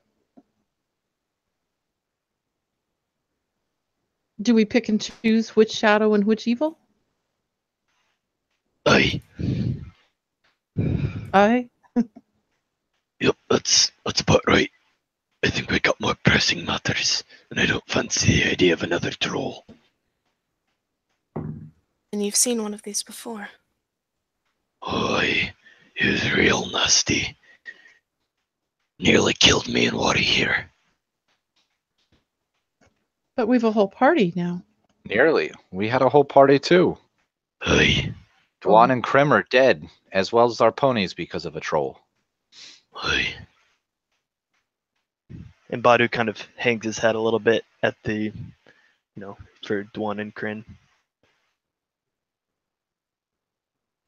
Lily, I'm so sorry. if we fight every battle and every creature, it's not a battle that we can win. We do have to pick and choose. I don't say that to be callous. I know it comes across that way sometimes. If we pick a battle that we can't win, we're done, and our mission is never complete.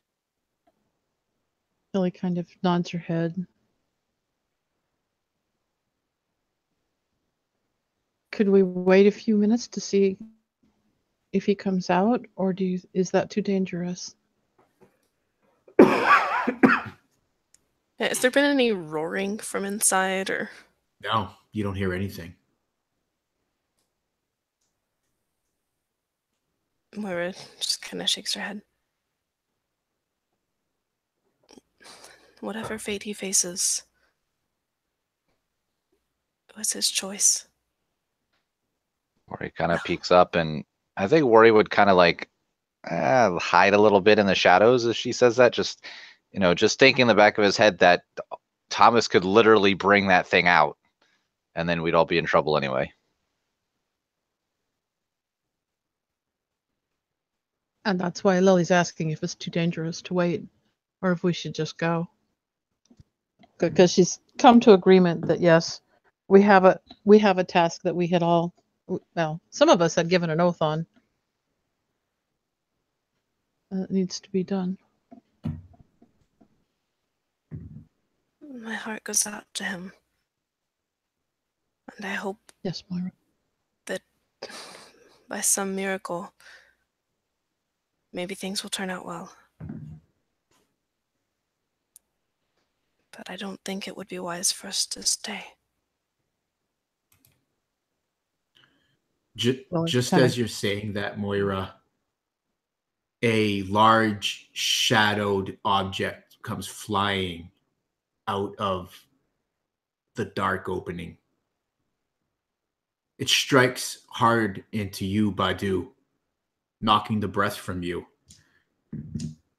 You take 3 points of bludgeoning damage as the broken form of Thomas careens off your chest and lands at the ground at your feet. A large gray form erupts from the tunnel, bellowing into the air. Let's everybody roll initiative as this large troll descends on your party.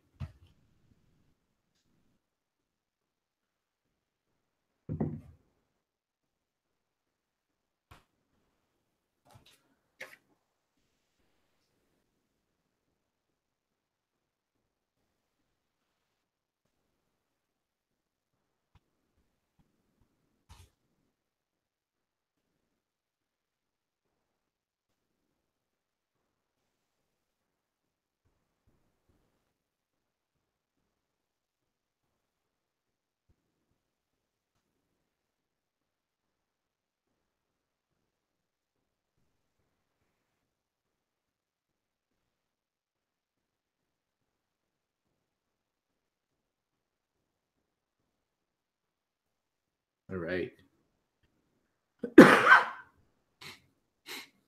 So the lifeless eyes of Thomas are looking up at you, Badu, as this troll erupts from the tunnel to its lair, and it starts to move its way down the hillside towards you, but you act first. Yeah, is this so as far as like the landscape around them, is it fairly open? Like So it's probably, you probably have about 10 to 15 foot excuse me. Sorry. 10 to 15 foot flat area or semi-flat area at the base of this hollow, and then it rises to either side. I mean, it's a gradual rise to either side, but a rise nonetheless. okay, and is there like an open area maybe further out from the cave hole, the entrance to the cave?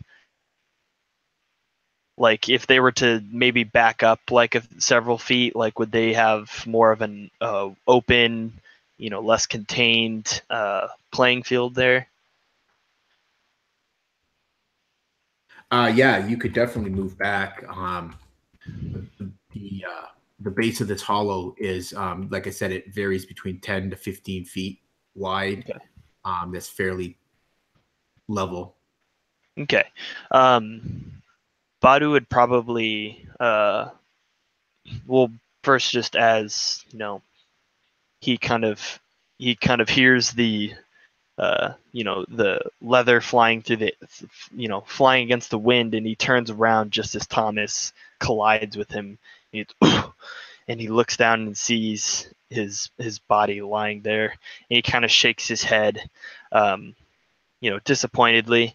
And as he looks up to see the troll come out from the cave, and it's just instant flashbacks. But this time he's a little bit more prepared, and immediately he turns around and points to everybody else, and he says, Oi, back up. We need more space. and he kind of takes several steps back himself, but puts himself between the troll and everybody else, so that they have the opportunity to get back into more of an open area. So there's more level ground, and I guess I'll just ready an attack for if the troll tries to come past me, that Badu would attack him to try and keep him engaged. Perfect. And Arafor, you're next.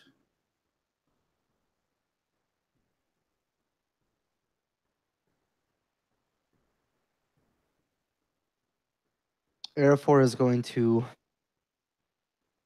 take a couple steps backwards. Say, we need to draw it out. Keep it away from us as long as we can.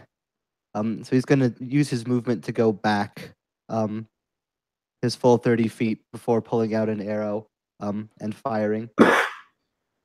Perfect. All right, and that is 23 to hit. Yeah, that'll hit. All right, and everything all up, that is going to be 7 piercing damage. Okay. This is an agent of the enemy.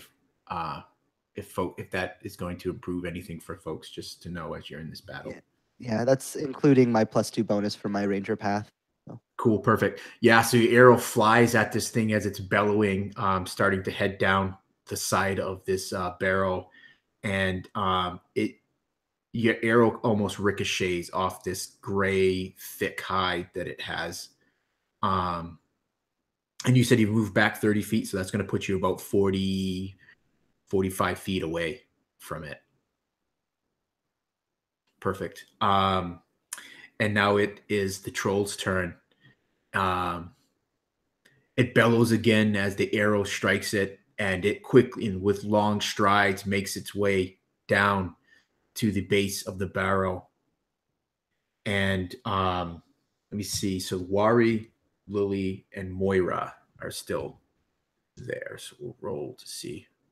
Yeah, well, Badu would have tried to put himself, just as a clarification, he would have tried to put himself between everybody to give them a chance to move back. So if he can, he's going to try and engage the troll before anyone else. Cool. So the troll comes down, and you're the biggest creature that it sees. So its first swing, it's like a backhand. It tries to backhand you away. But before it does that, it comes down and it bellows. And what I'm going to need is all of you to make a wisdom saving throw.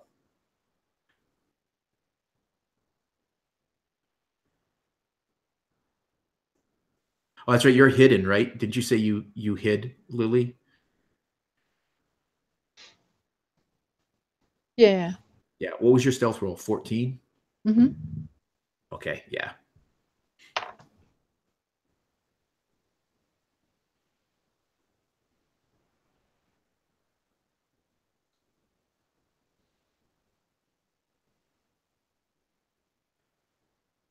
Right. So as it bellows, Moira and Lily, from your hiding spot, you are just gripped with fear. You are both considered incapacitated and unable to act as a result of this fear that grips you. So we'll resolve the backhand that it gives you, Badu. And that is a 17. That'll hit because I don't think I pulled out my shield yet. Okay. So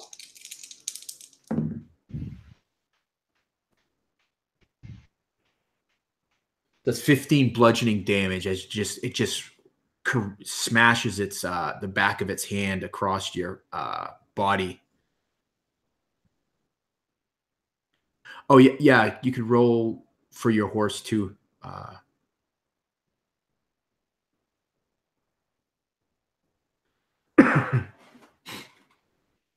Tell you what, why don't you, rather than doing the wisdom save for the horse, why don't we do an animal handling?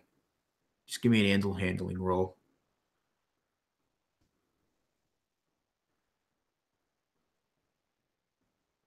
Yeah. So your horse is stunned by the same fear as this thing is bellowing in rage, and then after it backhands you, Badu, it steps forward again and it tries to slam the woman from the horse. I believe it'll have advantage. 14 will probably does not hit you, right, Moira? Correct. Yeah. So something happens. Maybe Badu, you impose yourself a little bit so it can't quite slam its other hand down on Moira, who looks frozen with fear. And now it's going to be Wari. It's your turn. All right, Wari, who started hiding right before the pieces of Thomas were thrown out, would just look to kind of hide himself behind or climb up on one of these hills to try to get as far as he can. The idea I'm picturing in my head is just to get over the hill far enough where he could still see the troll, but have some cover from the top of the hill. Okay, he's gonna scramble up the hill. Yeah, if it's Perfect. You did say it was a little gentle slope. I mean, I don't know does he need to climb up it or make anything like that to get up? No, I said that it was gentle hills, slopes on either side. Okay, then when he would get to the top, if he still has some movement speed left, which is 25, he'd turn and shoot with his bow. Yep, he could definitely do that. All right. Is this considered sneak attack from being engaged? Yep, it is engaged with Badu. 21. Yeah, that'll hit. Okay.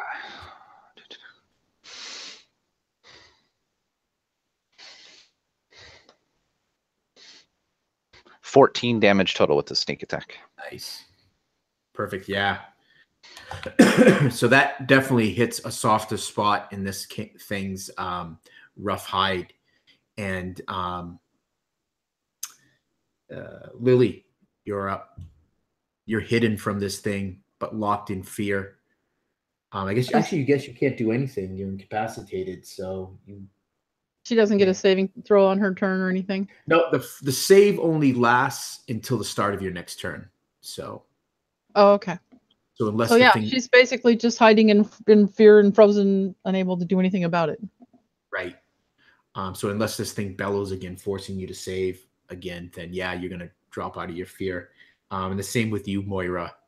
You're kind of frozen in fear. This thing's standing near you and Badu. And that brings us back to the top of the order. Badu, you're up. Yeah, so after basically getting pimp slapped across the face, Badu did not like that at all. And as it kind of goes to swing for Moira, he kind of he like leans into the troll's side. I feel like, just enough to maybe make him fall a little short. And after that, he takes a step, and his eyes kind of go from this, determined look to now just like anger. And he pulls out his shield, and so he's shield in one hand and axe in another, and he kind of bats his axe against the shield, and he kind of picks himself up a little bit, and he rears up a little bit, makes himself as large as possible, and he's going to go in and make an attack on the troll after activating his rage.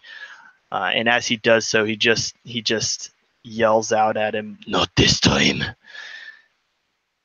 Make an attack. Oh, fuck. That's a 14 to hit. Yeah, you strike the large troll, but it just doesn't pierce. Yeah. Just kind of careens off its thick hide. Yeah, and he'll kind of, after failing his attack, he kind of pulls his shield in to defend himself for a retaliation. Perfect. Excellent. A retaliation does come, but it's not in the form that you think.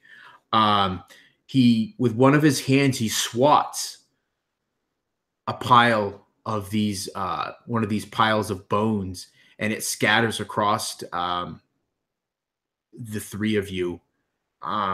Lily hidden, but I need you all to make dex saves. Yours would be at disadvantage, Lily and Moira.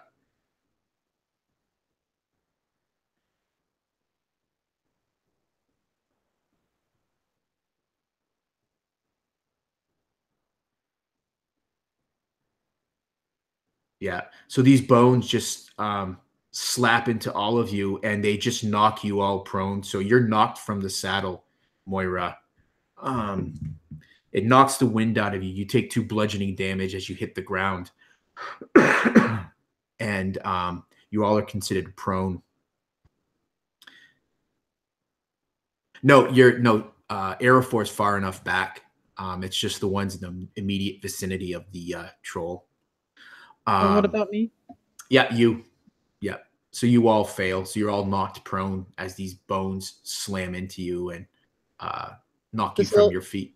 Does Lily take damage or just get knocked over? No damage is taken. It just it's just enough to knock you off balance and you lose your footing, or in Moira's case, she's knocked from the saddle. And then it attacks you. It tries to slam down on you with its foot, Badu.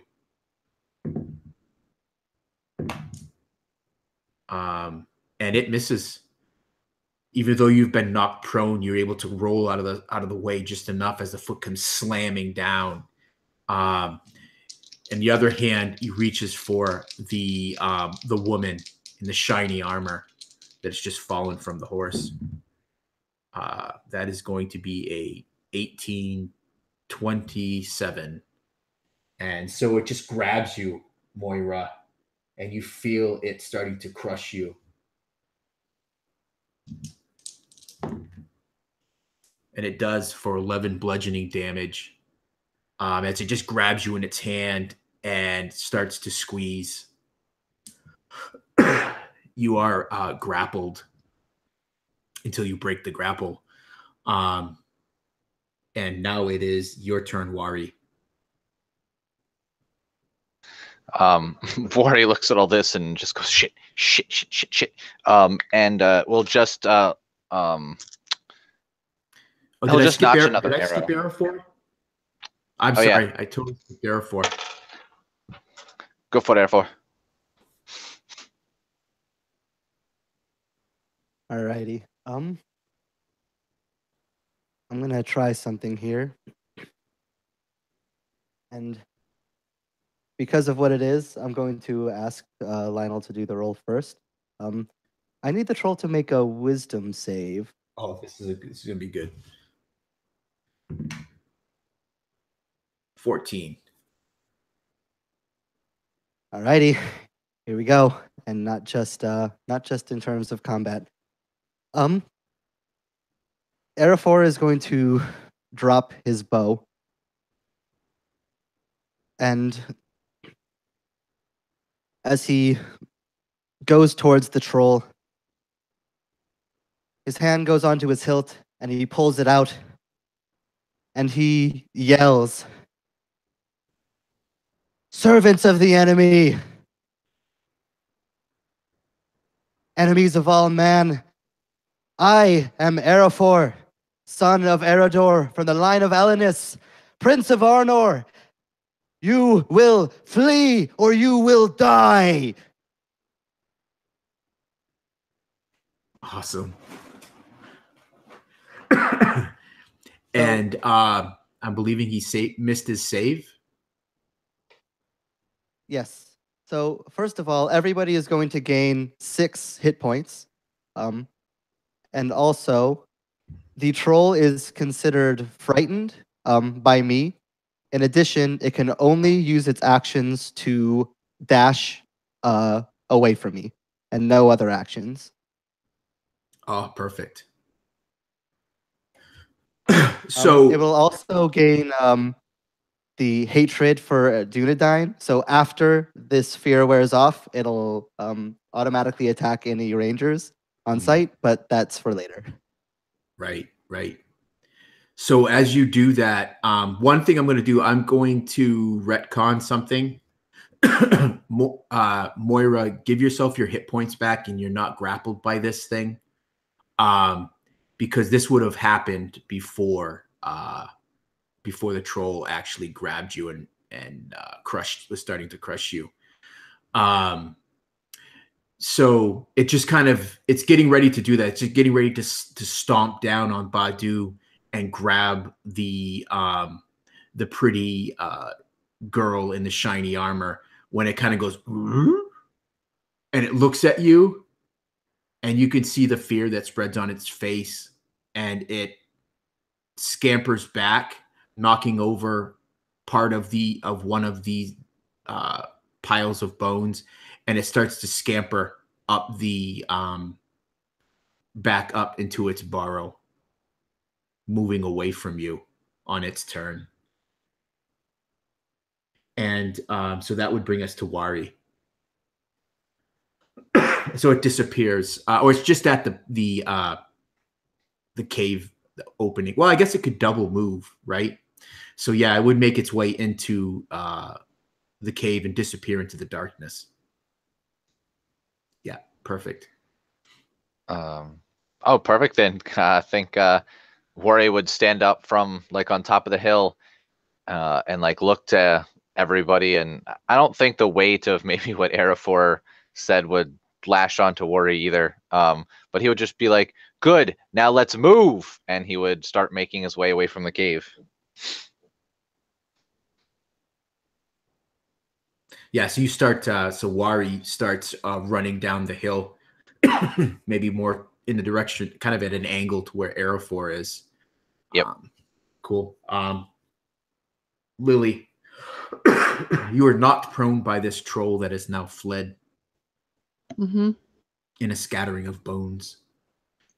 Lily's going to climb up to her feet and use her action to dash in the direction that Wari is, as fast as her little feet will run. And she's like, "Let's get out of here. He ran away. Let's leave. You guys are right."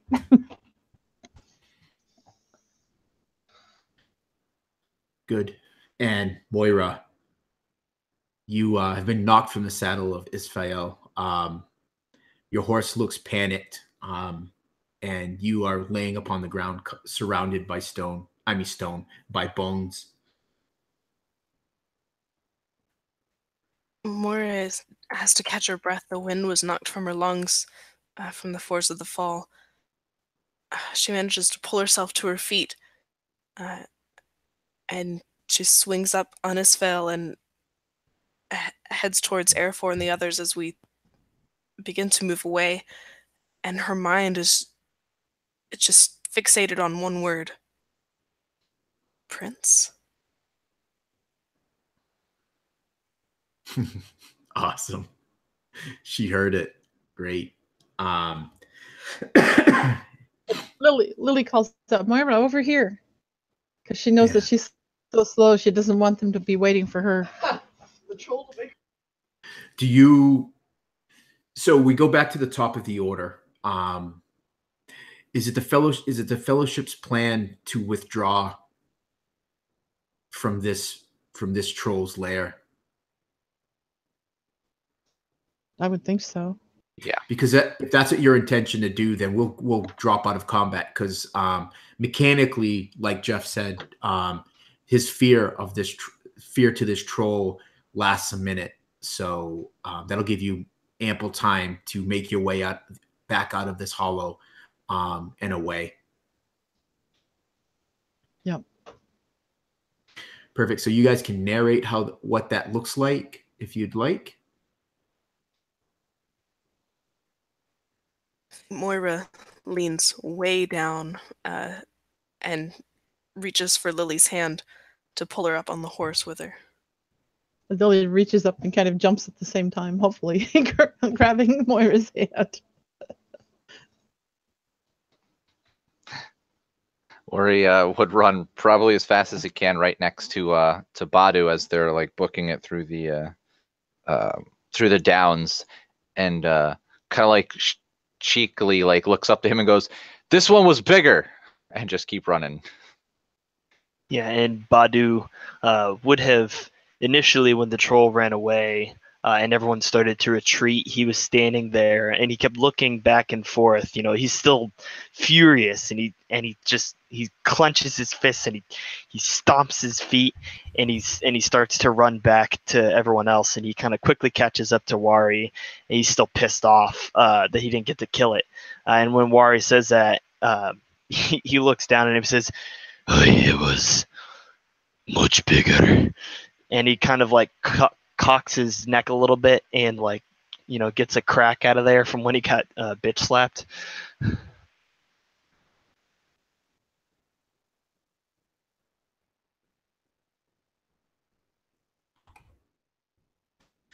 Yeah, as Arafor is running along with the rest of the group, like his mind is just like going at like a million miles an hour. Like part of him's like, oh my god, that worked. Like part of him didn't know. Like he had to like say it out loud to like fully realize it. Him like kind of is coming to grips with what Goldberry told him, and like realizing he has more power with that name than he thought. Yes. And kind of the confusion leads into like a strong determination. Yeah, you can feel the blood pumping, and it's loud in your ears, Arafor, as your fellowship flees from this hollow. Your blood feels like it's on fire. They say words have power in Middle Earth, and today you proved that as you drove away this large troll by stating your true name, true lineage. What is your fellowship going to do? So you get up out of this hollow, you start moving away.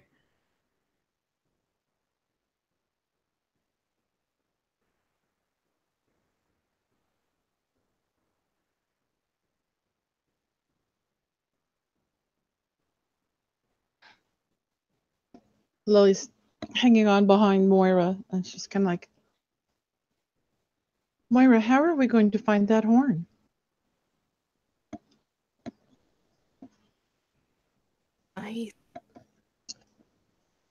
I'm not even sure how to look. I hadn't thought of that.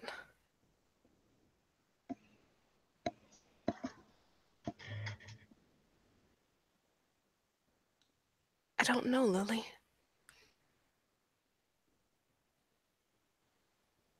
I suppose I imagined that Orodreth knew, and that I didn't really think beyond coming here, and I suppose part of me thought that would be the easy part. I don't know how we find it.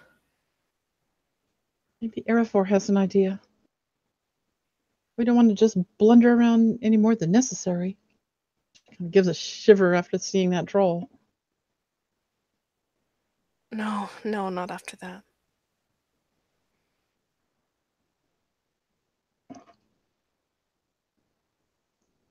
I imagine probably Arafor's in front. So Lily calls out, Arafor, once we get away from here, how do we find that horn?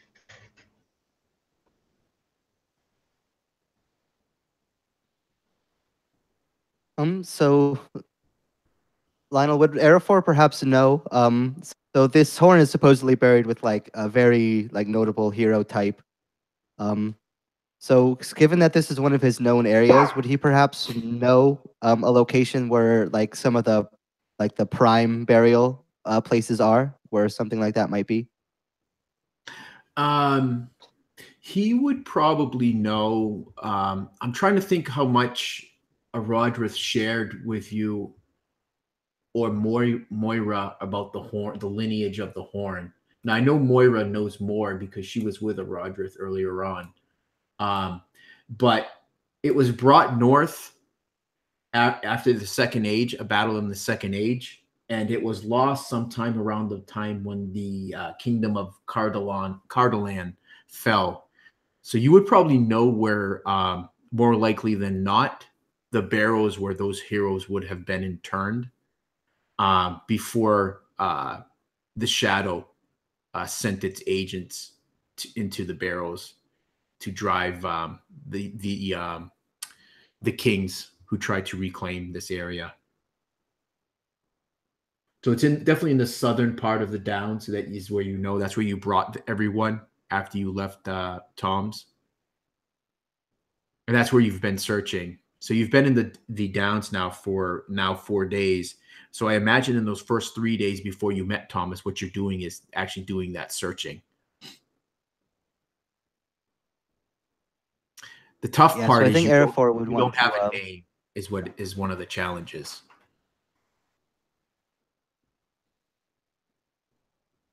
Yeah, I think at the very least, Airfor would want to try to track back from where they had followed Thomas, so that they could get back to the kind of the area that they were searching through originally, given that was kind of their main lead. Yeah. So I would imagine, given that you had this encounter with the troll, you guys would spend as much time as you can, and moving as quickly as you feel safe. You safely can to put distance between you and this troll. So you would travel into the early hours of the evening with the help of Wari. I don't know would you guys use torches for light? I mean, you have the light of the stars. The moon is just starting to show its line of silver, but not giving you much in the way of light. Though the skies are clear. No, it had stopped raining sometime in the morning, mid-morning.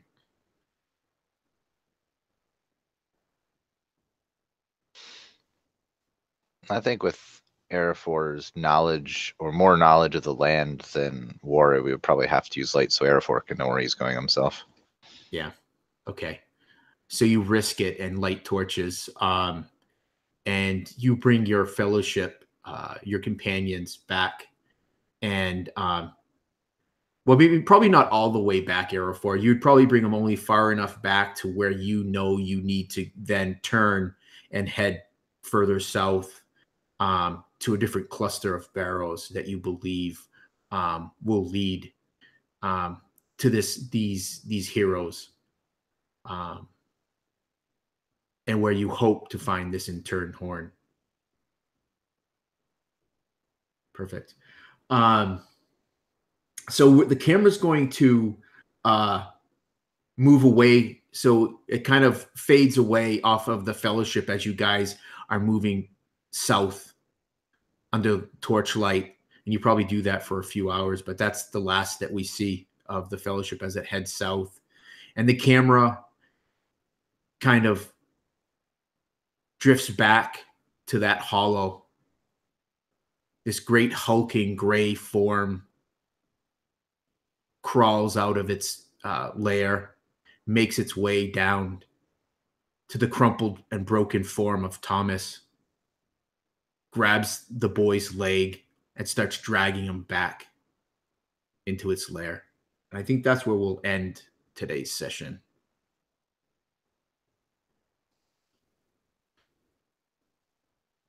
Thanks, guys. That was really fun. And with that, we're going to end the broadcast.